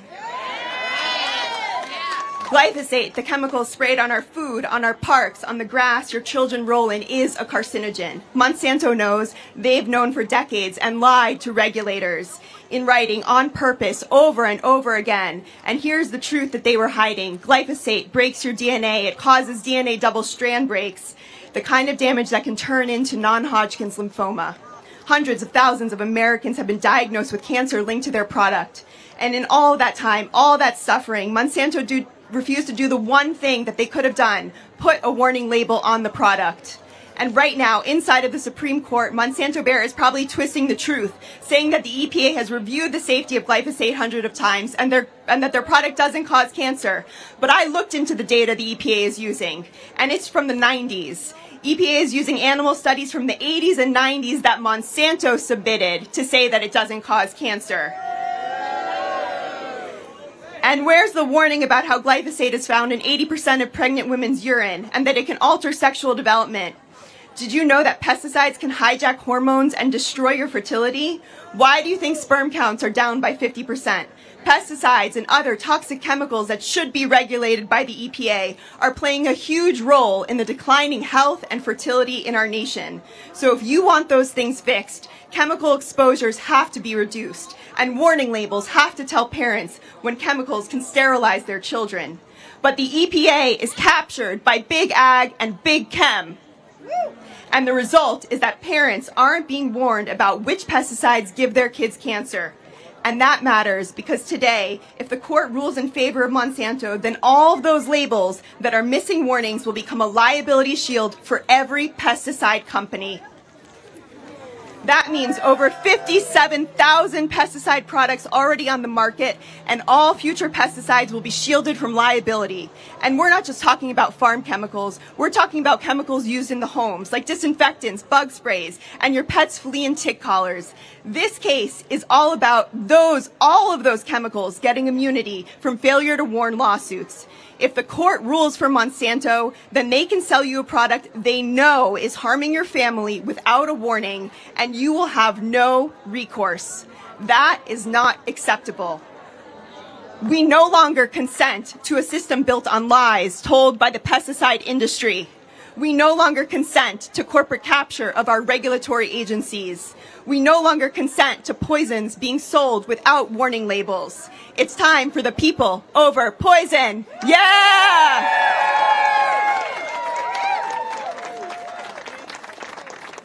Amazing. Next up, we have Daniel Andrews. He is the co-founder and CEO of Captains for Clean Water. He is a fishing guide who walked away from his career to advocate for water quality. Give it up.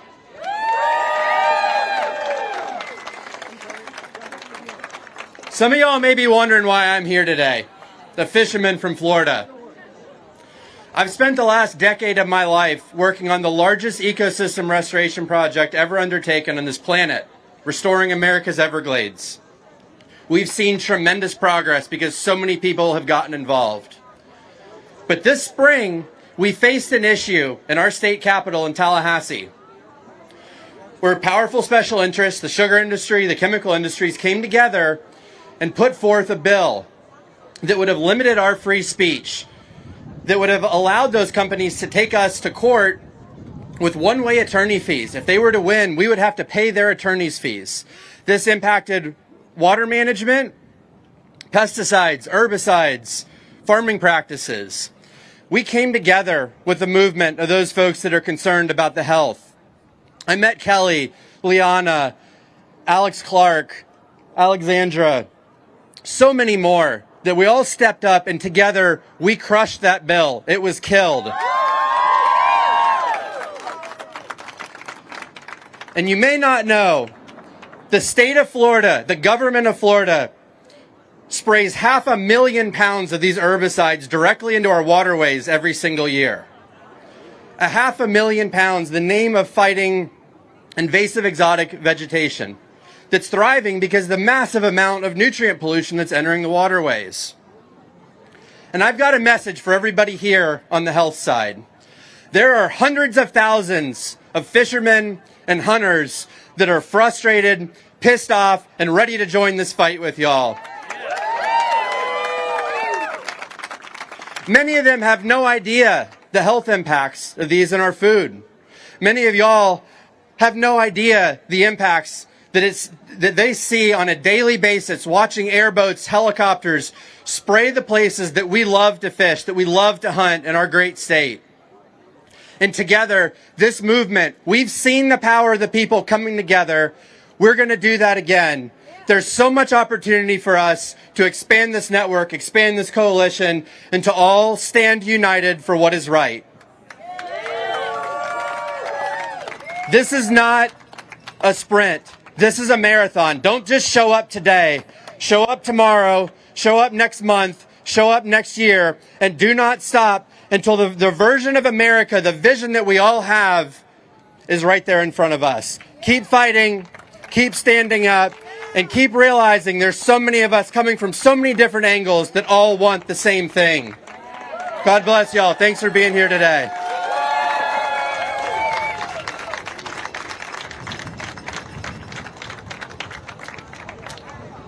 All right, next we have up Mark Jugla. Where are you at, Mark? Make sure you're close. All right, he is a fifth-generation farmer and owner of Dula Farms Organics. Thank you.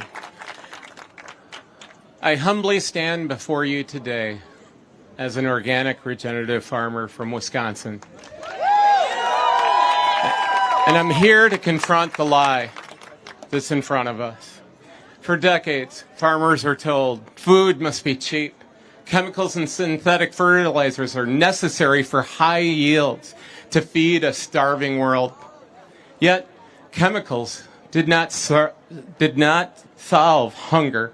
What they did was create a cost far too high we're witnessing behind us. Every person here knows somebody with cancer, leaky gut, mental illness. This is not just policy for me, it's personal. My father and I were proud chemical farmers. We really believed that we were feeding the world. We bought that hook, line, and sinker. That was our job. But fast forward to today, we've contaminated our drinking water. We've contaminated the Mississippi River, the surface water, our lakes, all of it. It's all a lie, unfortunately. So in 2008, Dad got mantle cell lymphoma, a cancer of the Midwest. For 3 long years, we treated his wounds. He had open wounds that we used Manuka honey, knowing that that would never heal. We would change his PICC line saline solution to his heart so he could get the Bayer chemotherapy, right, to save his life. And we took him to endless radiation appointments to get something else burned off that was growing. We spent 3 long years doing that. $1 million.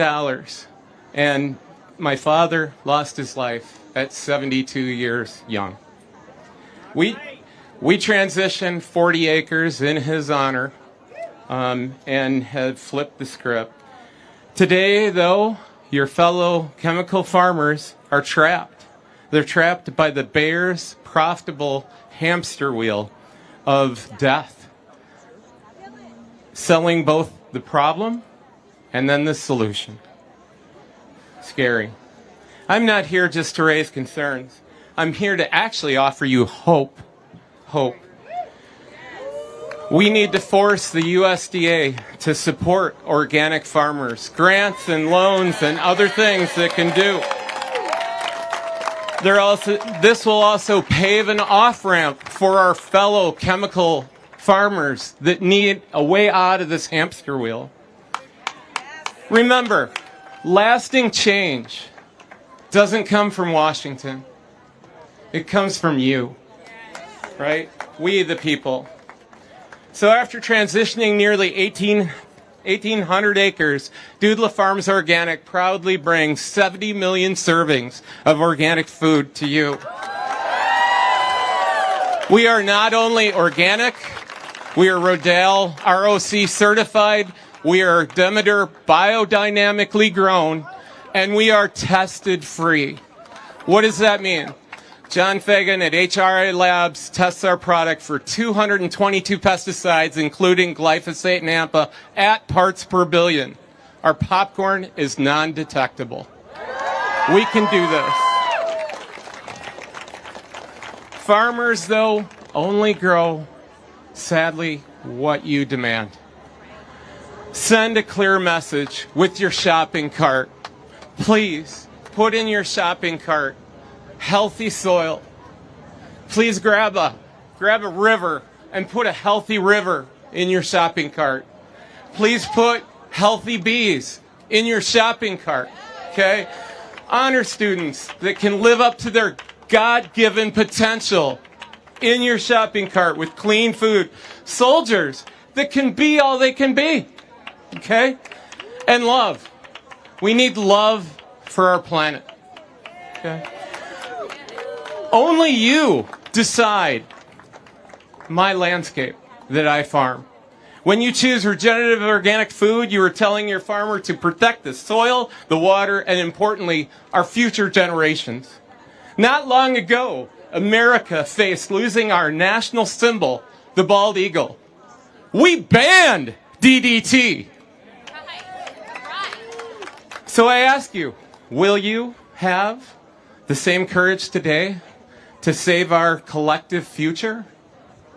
Our kids? One more thing, one more inconvenient truth. 80% of organic food is imported in this country. If we want to make real change, you must support organic grown food that's here in the United States. Origin is key. You have to do it. Chemical farmers even need a USDA off, and the USDA need an off-ramp from toxic pesticides. We need our fellow farmers to come together and fill that 80% gap of the imports, or we're never going to change. We, the people, hold the power. Please flip the script. Choose regenerative organic food, locally grown. Food as medicine. Food is medicine. Want to learn more about my dad and our story? Please visit us at doodlafarms.com. Thank you. And most importantly, go vote with your shopping cart. Okay? It's that simple. Organic farmers fight the weeds so that you don't have to fight for your lives. Sickles over nozzles. Sickles over nozzles. Sickles over nozzles. Sickles over nozzles. Thank you. All right, right, next up is Max Goldberg. He is the founder of the newsletter Organic Insider and has been called an organic sensation by the New York Times. I agree. And is one of the most influential voices in the organic food movement. Welcome, my friend Max. Thank you. Imagine going over to a friend's house for dinner. You sit down, they serve you a salad, and just as you pick up your fork, the host says, wait, don't eat that yet. I need to sprinkle a little bit of rat poison on it. You'd think that person has lost their mind. You might never speak to them again. You may call the police, because who in their mind puts poison on food? And yet this is exactly what is happening to the conventional food supply in this country. It is being sprayed with poison. Americans are eating it, and we have been trained not to think twice about it. Here's what I want you to understand. The chemical industry wants one thing from us. They want us to lose our ability to think critically. Because for decades, they have gaslit us into believing that spraying poison on our food is not only safe, it is necessary. It is neither. And they did not pull this off by accident. They captured the agencies that were supposed to protect us. They funded the science that was supposed to question them. And slowly, year by year, they made the absurd feel ordinary. They made rat poison on a salad feel like lunch. That is the real harm. Not what these chemicals do to our bodies, but what the industry has done to our minds. We defeat these chemical companies by thinking critically, by asking questions, by taking back the one thing they have spent decades trying to steal from us, our judgment. Thank you.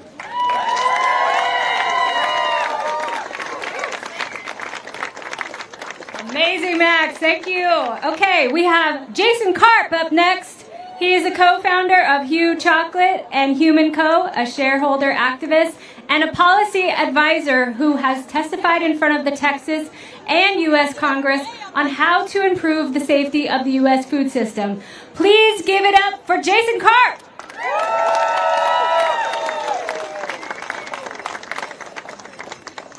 We are all brothers and sisters. Before there was a Supreme Court, before there was a corporation, before there was ever a lawsuit, there was a covenant, a sacred duty given to every human being. Take care of the land. Take care of the food and water. Take care of each other. This is the oldest law, older than any court, older than any government. This is the deepest moral instruction humanity has ever received. Every religion and every culture received the same instruction. Every prophet, every elder.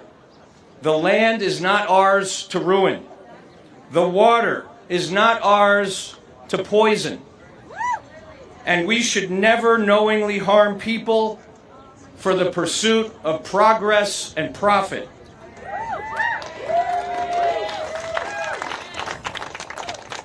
We are stewards of this awesome creation, not its owners.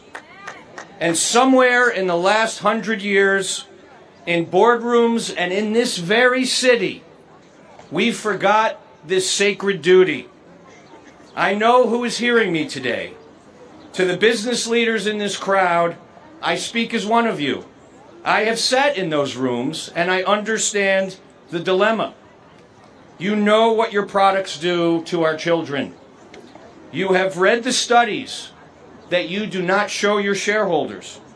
And somewhere inside of you, when you turn off the distractions, you can hear your soul begging to do the right thing. To the 9 justices in the building behind me, deciding whether the poisoned can still seek justice, the law you serve is not the highest law. The verdict you write will be read by your children and your grandchildren.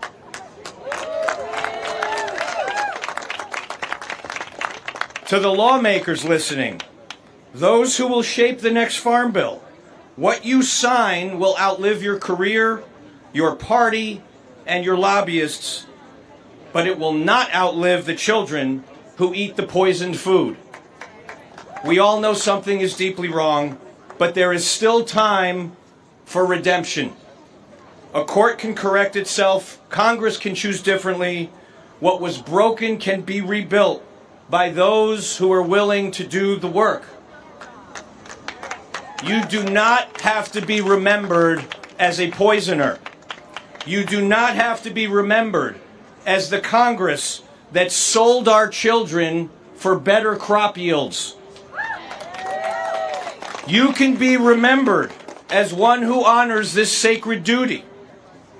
I lost my dear friend James this year to colorectal cancer. This is a cancer of ingestion. He was 48 years old and he left behind a beautiful wife and 6 kids. Colorectal cancer is now the fastest growing cancer, and this stat is a DEFCON 1 alarm for those who need to wake up. This alarm is for every executive who chose the dividend over the duty, for every court that protected the prisoner, that protected the poisoner from the poisoned, and for every legislator who voted away a family's right to sue. So today in front of this court, we are not here to beg. We are here to remember our sacred duty. People over poison.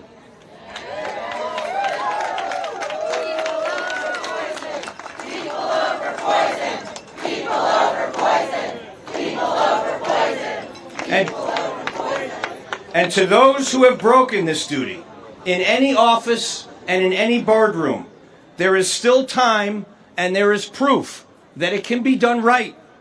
There are many countries doing it better, with healthier citizens to show for it. Regenerative farming without the poison works. But you have to choose. Choose the land. Choose the community. Choose to do what is right. This is the oldest law there is, and with God's help, we will all wake up and choose our children over money. Thank you. All right, let's just bring it back here for a moment. There's something happening in there. Look, just direct your attention behind me. Let's just remember why we're here. And I want to remind you that they have lobbyists. We have people. We have people. You, all of you standing out here, maybe getting a sunburn like me. We are resilient. We're not going anywhere. Okay? So whatever's happening in there, we are going to win. Okay? You guys feel me? You know I don't tell a lie. We are going to win. You know how many times I've won against these? Beep, beep, beep. So many times. And I will win again with all of your help. Please share right now. We are coming to the end of our program, but we are not stopping, okay? Let's hear it from Vani because she is going to get you pumped up again. And let's go. Thank you for being so amazing. I love every one of you. Hilda, did you want to say something? I did. All right. I'm going to let Hilda over here because she's quite amazing. So I'm Holistic Hilda. For 10 years, I hosted the Wise Traditions podcast for the Weston A. Price Foundation. And my 3rd grade teacher wrote on my report card, she talks too much. There is a time to talk. You all are showing up, and this is so important. A lot of words have been spoken here today, but nothing is more important than your presence. And I would say your prayers. The energy you bring is more important than anything else. And so I want to invite you right now just to take a moment. If you're not a praying person, that's okay.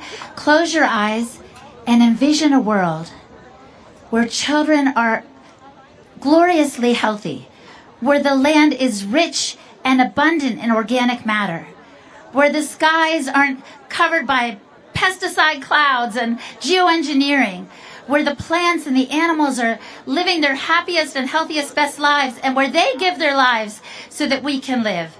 A place where we are all thriving. And I want to just say a little prayer as we set our intentions and energy on a planet that is no longer sprayed with pesticides that are killing the pests and us. So, Lord God, we turn to you now, turning to a higher power, the one who is the Lord of all creation. We come in agreement that we, as your children, ask that you would protect this planet, that you would protect the people, those who are suffering, those who are inhaling, ingesting, taking in these pesticides. Protect them from these carcinogenic chemicals that are harming us so. And in your name, we ask that these companies would cease and desist. Bayer and Monsanto may have deeper pockets, but we have the Lord God Almighty and truth on our side. And in Jesus' name we pray, amen. Thank you so much.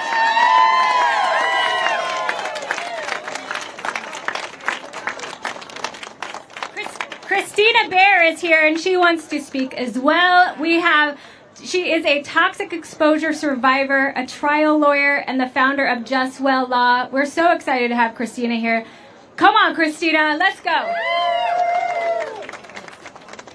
Justice by the people. Right. Those are actually Jefferson's words when he was making the case for the 7th Amendment, which is the right to the trial by jury. This was a fight that our founders fought. They wanted to make sure that in this country we had justice by the people. Because abroad there was criminal jury trials, and then when it came to civil, they said, we're going to have justice by the oligarchy or justice by the crown, but here in America we wanted to have justice by the people. Why is that important? Because the people are entrusted with the safety rules in this country.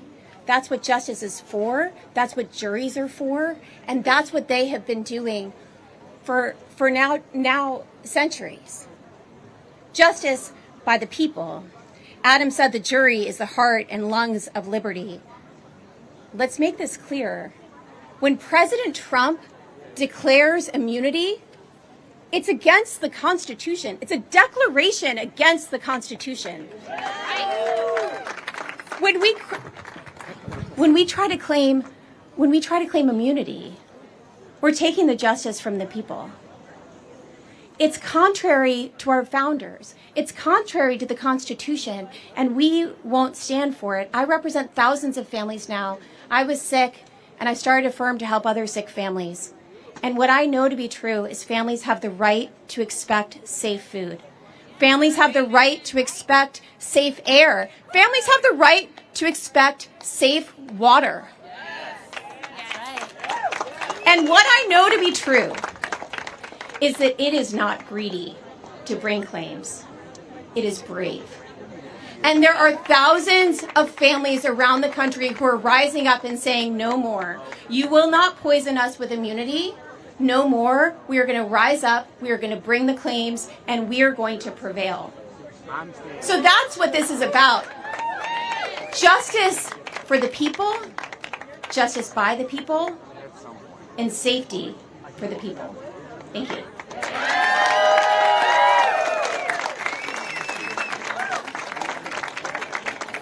Amazing, yes. Way to bring it home, Christina. Okay, so I would like to invite all the speakers to come back up because we're going to hear from Vani right now. And I want all the speakers to come up because we are going to march. We're not done. Are you guys done? No. Are you done at home? In your comfy spaces? Share this right now, peopleversuspoison.org. We are live streaming. You can watch this later, but please share it. We need you to share this. We need everyone making this the biggest thing that people are talking about. Okay? So, Vani Hari, give it to us. This is beyond anything I thought was possible. This is just the beginning. Our fight doesn't end here. Today you heard from experts who have dedicated their lives to making sure people know that glyphosate is poison. You heard it from scientists, from lawyers, from people whose loved ones got sick and were told they could do nothing. You heard from farmers who are proving that they can grow food without toxic chemicals. You heard that there are simple solutions. like removing pre-harvest desiccation that is banned in Europe, that we can implement here in America tomorrow. So what do we do now? Because I always want to leave you with something you can actually do, right? Because how can we win? Well, this is how we win. We choose organic food at the grocery store. You fight back. When you read a label before you buy it and it says genetically engineered, bioengineered, you fight back. When you tell a friend what's in their food, you fight back. Just don't go into their pantries like I do. When you sign a petition, you fight back. When you support brands that are honest about their ingredients, you fight back. When you teach your children to ask what's in their food, you fight back. When you share the videos from today all over America and show them what can happen, you fight back. Every single one of those actions is an act of resistance. Every single one sends a message. And 2 things I need you to do this week. I need you to go to the peopleversuspoison.org and contact your representative. There is a take action button on that website that will direct you right to your representative, and you tell them to vote down the provisions in the Farm Bill that give Bayer and other pesticide corporations immunity from liability. Make sure no one in your life didn't know about today. Everything you need is at thepeopleversuspoison.org. I know many of you traveled from all over the country here today to be here. I've met so many of you, and I'm so grateful that you're here and you've dedicated your time and your money and your efforts to be here. You called in sick from work. You did whatever you needed to do. You brought your kids. Thank you for showing up, because it will matter. Thank you for refusing to be silent. Thank you for standing up for our next generation and our children. Together, we are truly unstoppable. And you know what? We're not going to stop here right now. While they're doing these arguments inside the Supreme Court, in the building right across the street over there, the Capitol, they're trying to mess it up so that we cannot sue these companies when they cause cancer. We're going straight to the Capitol after this. All of these speakers, all of us are going to the Capitol to tell our leaders that this is not okay. We are all going to the 1 o'clock House Appropriations meeting. Is that what it's called? Yes? Yes. At 1 o'clock. And we're going inside and we are going to make our voices heard. It's a small room, but we're gonna bombard it. We're gonna be there. Our legislators need to know we will not stand for this. It's people versus poison. People versus poison. People versus poison. People versus poison. People versus poison. People versus poison. People versus poison. People versus poison. People versus poison. People versus poison. People versus poison. People versus poison.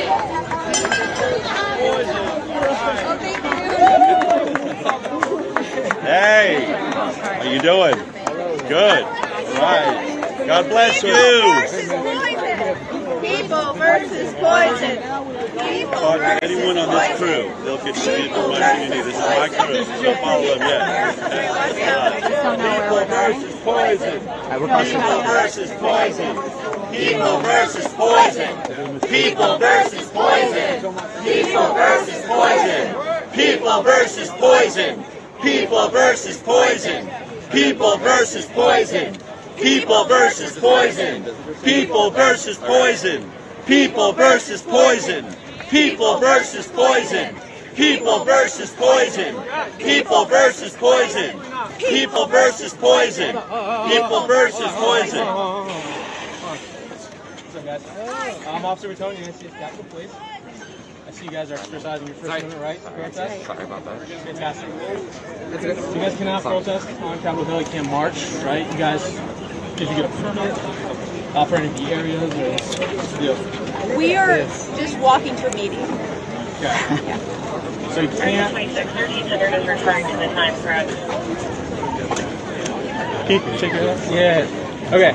So, for now, can you guys do me a favor? We're going to block the street, get back to the Supreme Court side. We can discuss an area for where you guys can demonstrate, okay? But right now we can't have it. People versus poison. Can we say it every People versus poison. People versus poison. People versus poison. People versus poison. People versus poison. People versus poison. Vani, tell us what's going on. So right now the Capitol Police is telling us we can't march this way towards the Capitol together. We are just trying to go, of course, go to the meeting at the House to tell our representatives that they should strike these provisions from the Farm Bill. That's all we're trying to do. We're trying to get as many people in the room as possible. Obviously, we have a lot of people here. That room might be small, and that's okay. We're going to try to pack the room as much as possible, but we need to find a way there. We just need to find a way where we can walk together in unison to show that this is a movement. This is people that are not going to stand for legislators siding with Bayer and Monsanto. Right now, this feels a little bit like a get off our lawn moment. We'll see what happens. Right now, we're going to listen to this amazing gentleman. I'm going to have a conversation with him and figure out how to get over there. And maybe there's a way we can march around D.C. to get there so we're not breaking any laws. Okay. Okay, cool. But we have a conversation somewhere, so it's not Sure, absolutely. What behind you? God bless you.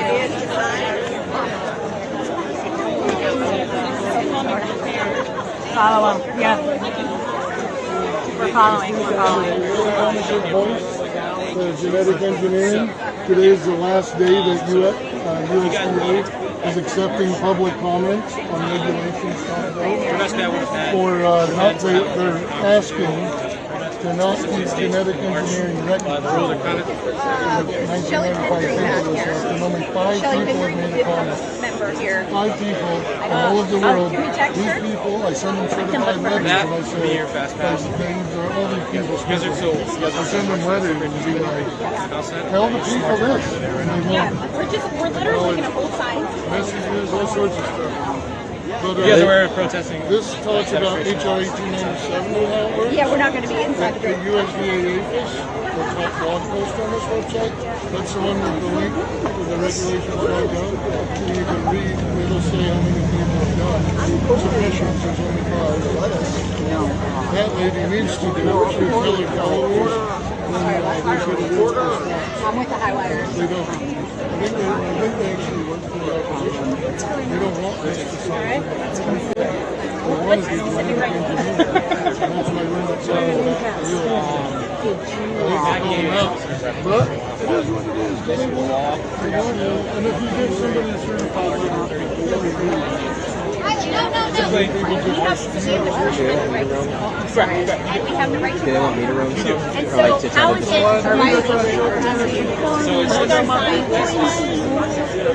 yeah, we're going Great. We're going to go in groups of 20 at a time. You can go and even you hit the we do 20? We're going to do 20 at a time. We're literally going to have 20, and then we're going to wait 10 seconds, and then we're going to do the next 20. That's how we're going to do it. 20 at a time. So I'll go and tell. Thank you. Can you do me a favor? I'm just trying to prevent our business from going out here and making a big deal of it. You can just stay on the sidewalk and just go straight down to here and just like a break. I forget which one. Right on, lady. Hello? Hi. Is Shelly's entry close by? Inside the buildings? No, back. Outside the building. So she's in the it's courthouse right the now. 30 or more demonstrating, chanting with signs. That is the unlawful part of that. Right there? Yeah. Okay, so she's not going to go on. As long as it's 20. Yes.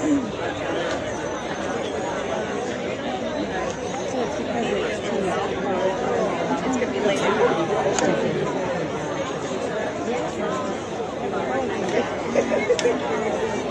Okay.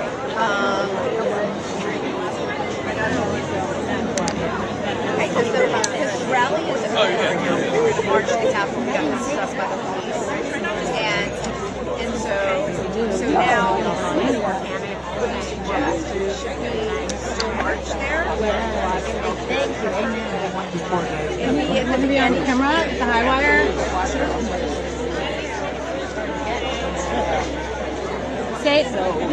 Can you say, are you on us, Jen? Okay. Tell us why you came out today. Why is this important to you? Well, because my husband and I were farmers since 1975, and he was using Roundup regularly, and he got non-Hodgkin's lymphoma and died.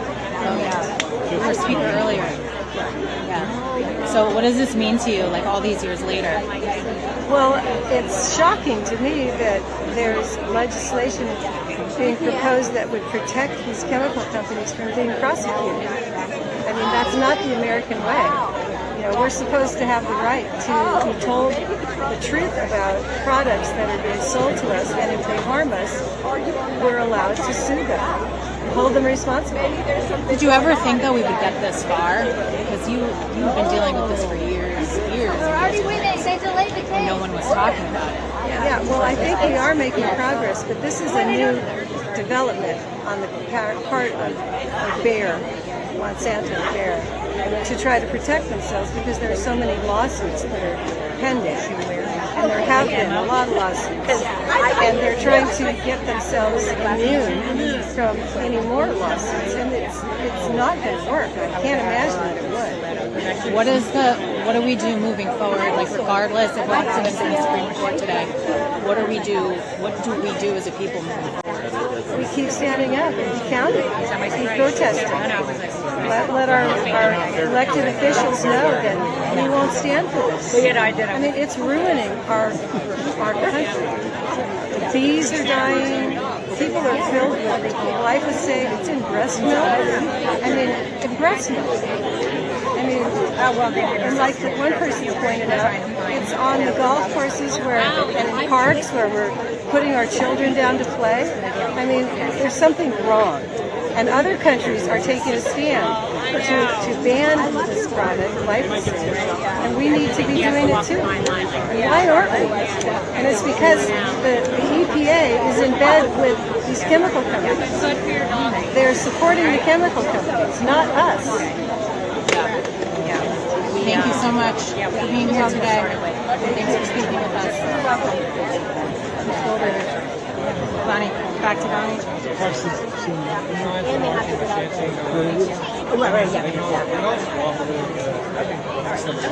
Thank you.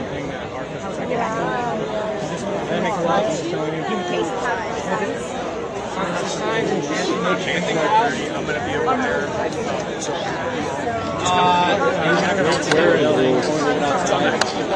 South entrance to the Capitol. So it's in the Capitol. So I'm going to be at that pole. We're going to go in. See that pole right there? We're going to go. Can you tell us what's happening? Yes. So we have to follow the rules and regulations of DC here. So we're going to be going in groups of 30 people.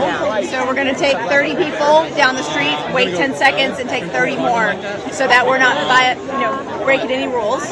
And we are going now to the Rules Committee meeting, and we're going to try to get in. So let's see how it goes. I have the mic here, Jen. Do they want me to switch? Do you want us to switch to the mic? Thank you.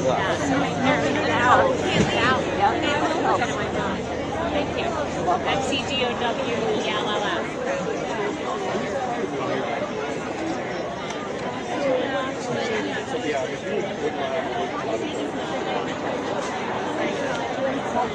We can move by 20. I think it's turned out that they made an argument. But we can go by 20.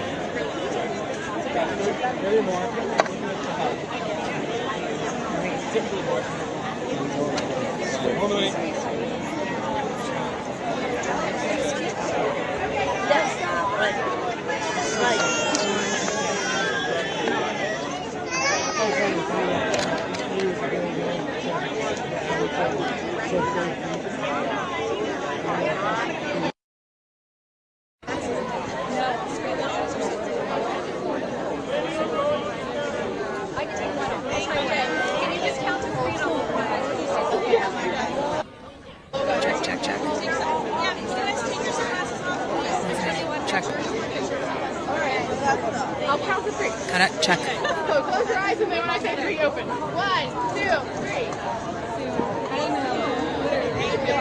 Everybody has one. Yeah, okay. Yeah. Thank you. Okay. I can put this back away. Right. Can you take your shirt off real quick? All right. Yeah. Sorry. Sure. Let's see your HighWire gear. Mel over here. They're with HighWire. Tell us why you're here today. Can you tell them why we're here? Why are you here today? To see everybody talk about the farms and glyphosate and how it's bad. All this? I think that it's good to get rid of it and to not have bad chemicals in our food. I think that's a good idea. Mom, why did you bring everybody here today? Because my son wants to be a future regenerative farmer, and we've been studying all this at our homeschool, and we really against having ourselves poisoned and not being told or having the companies having liability over it. And so we're all passionate about it. We want everybody to have healthy food and just transparency. And we all want to have him have a regenerative farm so that we can help him grow healthy foods for people in the future and his children. And so it's just a great start to get. Where are you guys some coming action. from? I'm just south of Springfield. Okay. Yeah, so we're close by. We talked to this future farmer. Yeah. Over here. Tell me what do you think of all this? I think this can for future generations we can have healthy food and stuff. Can reduce climate change, no tilling, and just better farming practices. I think we could have we can avoid the mistake to do it again that we did the Dust Bowl and how that related to it, and I think we can avoid that this time. And what got you interested in regenerative farming? I like watching plants grow, how that doesn't, but reaping the yield from it. That's what I like about farming. Do you guys farm on? Do you have a farm? We don't have a farm right now, not yet. We're just renting, but we do have plants and we grow a little farm and a little compost, and we do what we can with where we're at. But we watch Common Ground and Kiss the Ground and a little Biggest Little Farm, and just really got inspired by that. Wow. So where do you want to have a farm? I'm actually thinking of worst possible place, like degraded soil and stuff, and make it better than what it used to be. So, wow. Yeah. That's awesome. Yeah. Is there anything else you want to say? What about you? All right. Well, we're really glad that you're here. Yeah, no, thank you guys. And we were excited to be a part of this and actually get to have some boots on the ground. We've watched HighWire and for 7 years now. And so we know all about it, and just excited to get to come to an event where we've lived in Japan for a long time. And so we always watched from afar. Well, I love your outfits. You guys look great. Yeah, this is how we HighWire. Yeah, this is how you HighWire. Thanks, guys. Thank you. All right. I'm inspired. We talk about justice for the people. That was what our founders wanted. That's what Jefferson wanted. That's the case that Jefferson made for the Seventh Amendment, which is the right to a trial by jury in a civil case. We have the right to a trial by jury. I got to go in front of a jury and represent my family and tell them how poison affected my own family. And that's the right that every American has. And that's what this whole thing is about, because we're here about justice and justice by the people and for the people. And immunity is unconstitutional. Immunity is against what our founders wanted. And it's not only against the people, but it's for corporations that are poisoning the people. The tort system is supposed to do two things. One, compensate victims. And two, deter bad conduct. It's supposed to change the incentives. It's supposed to send a message to the institutions that are violating the safety rules. It's ultimately about safety. And the justice system can't work if brave people don't bring the claims, if brave lawyers like me don't litigate them, if brave juries don't enforce the rules, but most importantly, if there aren't any defendants to try. That's what's happening here. They're taking out the defendants from the justice system. And what's next? Is it benzene? Is it jet fuel in our water, like they had in Hawaii? Is it lead in the water, like they had in Flint? What's next? So justice for the people and by the people. That's what it's about. Awesome. Is that what you needed? Okay, we're here with Alex Clark. I just want to show some fashion-forward rally gear over here. I'd intern to Erin Brockovich when I'm angry. Yeah, I said in my speech today, I said, every single household in America now knows what glyphosate is, and every single mother just turned into Erin Brockovich. It's so true. Why is this such a bipartisan issue? Like, why are so many different people coming together, do you think? Because we have no choice in if we are poisoned by these chemicals, right? So you can make a choice of what body wash you use, if you're going to vaccinate your children or not, if you want to use a certain sunscreen or not. Like those, you can choose between different things. When it comes to pesticides, they are forced upon us through our air, our water, and what we eat, and you cannot get away from it. Even if you don't spray your own yard with a yard treatment company, right, and you've got dandelions galore, but your neighbor is spraying, that's all drifting with the wind into your yard and affecting your children. It is on our food. You cannot wash it off of produce unless you can afford organic, which, by the way, a lot of Americans cannot. And so you're telling the American people simultaneously, these are the new dietary guidelines, eat your fruits and vegetables, but by the way, you may not be able to afford organic, and so you're going to have to eat glyphosate. That's not acceptable. And everyone, Democrat, Republican, moderate, independent, agrees on that front, and it's honestly a completely common sense, it's a common sense issue.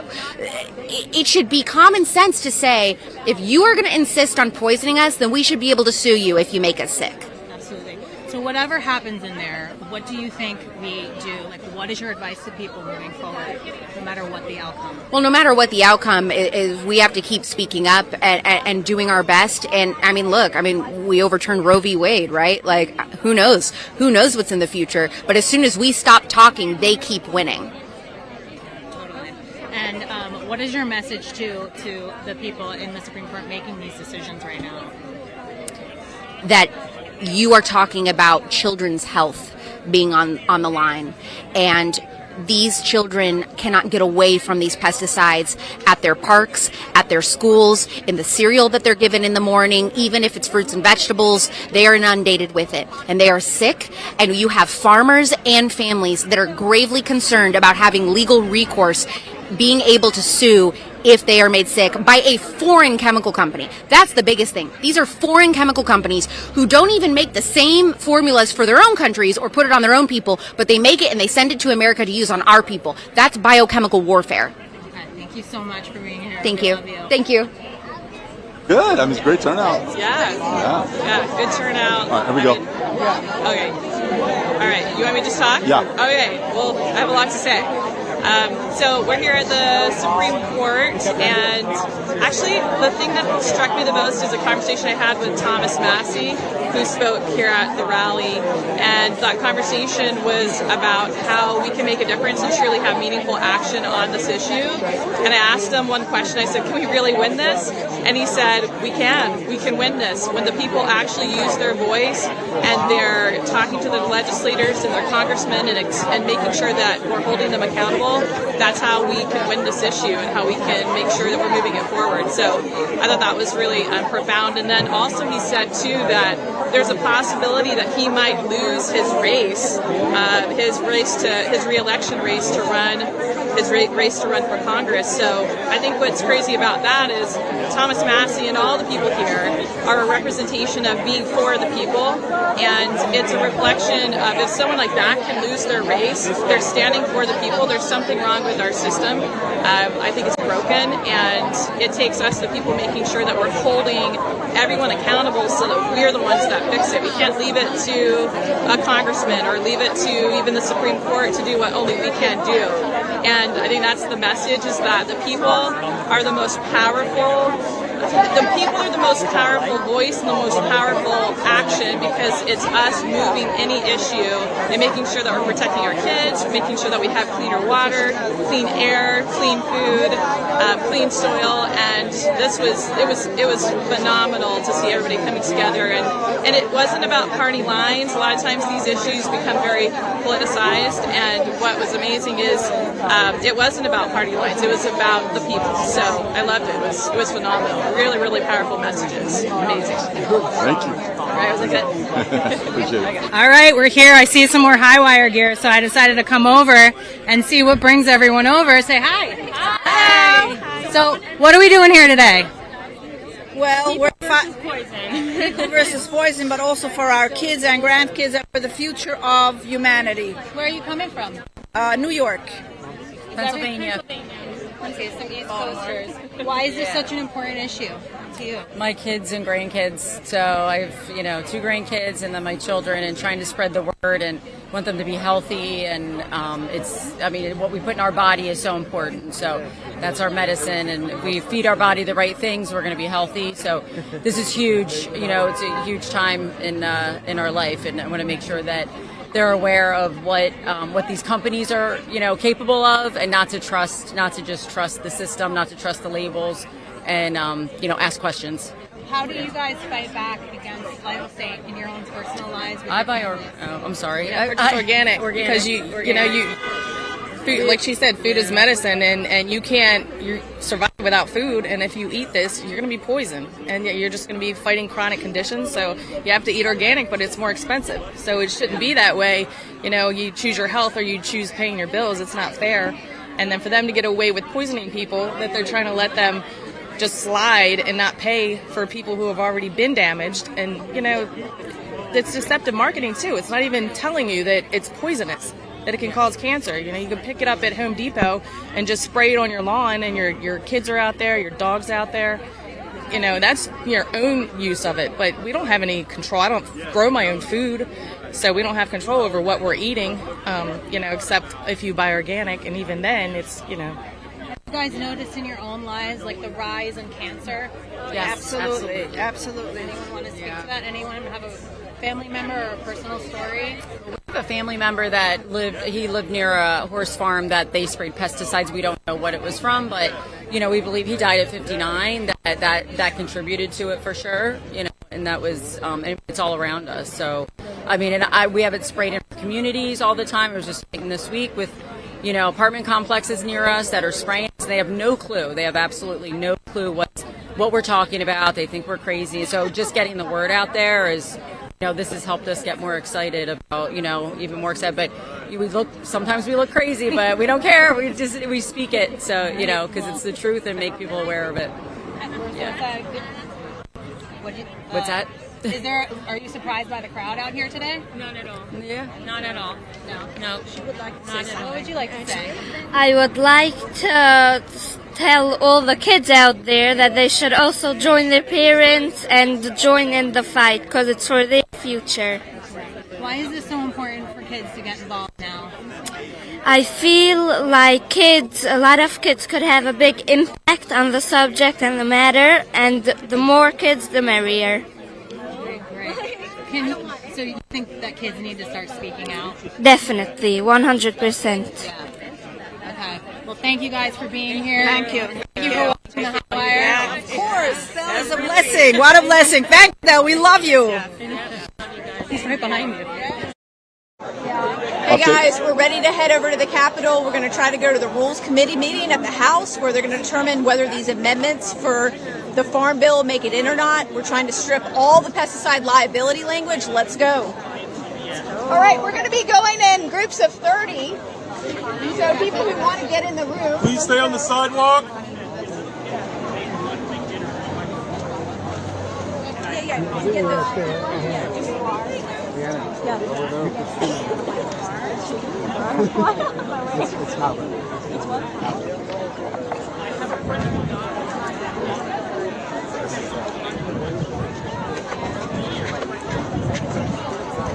I'll follow her. All right, we are going to the Capitol. We are going to the Rules Committee meeting right now. We're going to be walking over there. How are you feeling? I'm feeling really good. I'm feeling like we're going to be able to get in that position. JW, you ready? You ready to take us? Okay, great. All right, this way. We're going to go this way. Vani, we're behind you. Vani. No, we're going to go this way. Okay. Hey, JW. Let's go.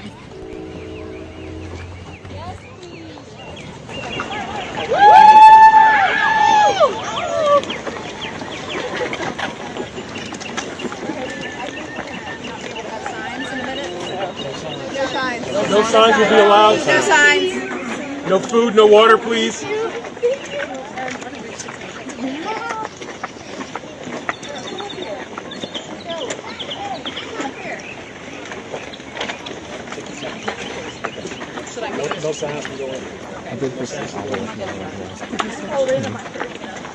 Vani, tell us how you're feeling. Where are we going? Yeah, so we're going to the Capitol right now. We're just leaving the Supreme Court.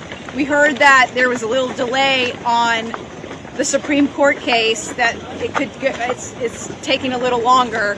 That might be good news. I don't know. I don't want to count my chickens before they hatch, but maybe the Trump administration decided not to argue on behalf of Bear. I don't know. How do you feel about all these people supporting you and following us to the Capitol right now? I mean, this is pretty insane.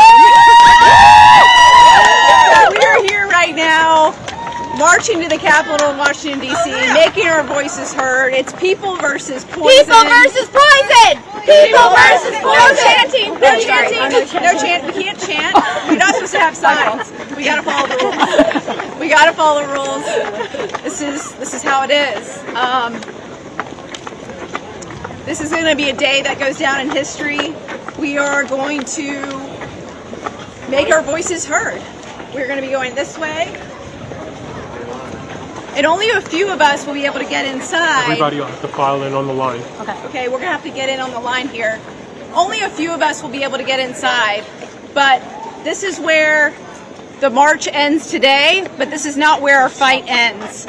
This is going to be the start of something beautiful, where this conversation continues here in Washington with our lawmakers, and we are going to hold them accountable. We're going to see which lawmakers are truly on the side of the people, or are they on the side of poison.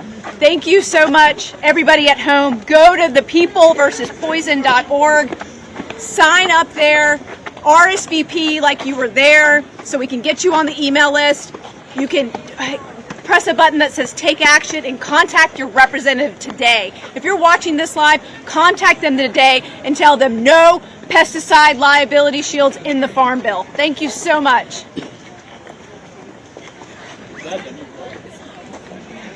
Thank you, Vani. Good. Is it good end? All right. So, okay, great.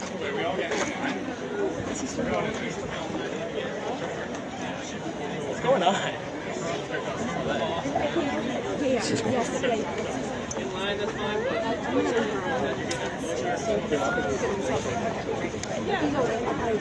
Okay.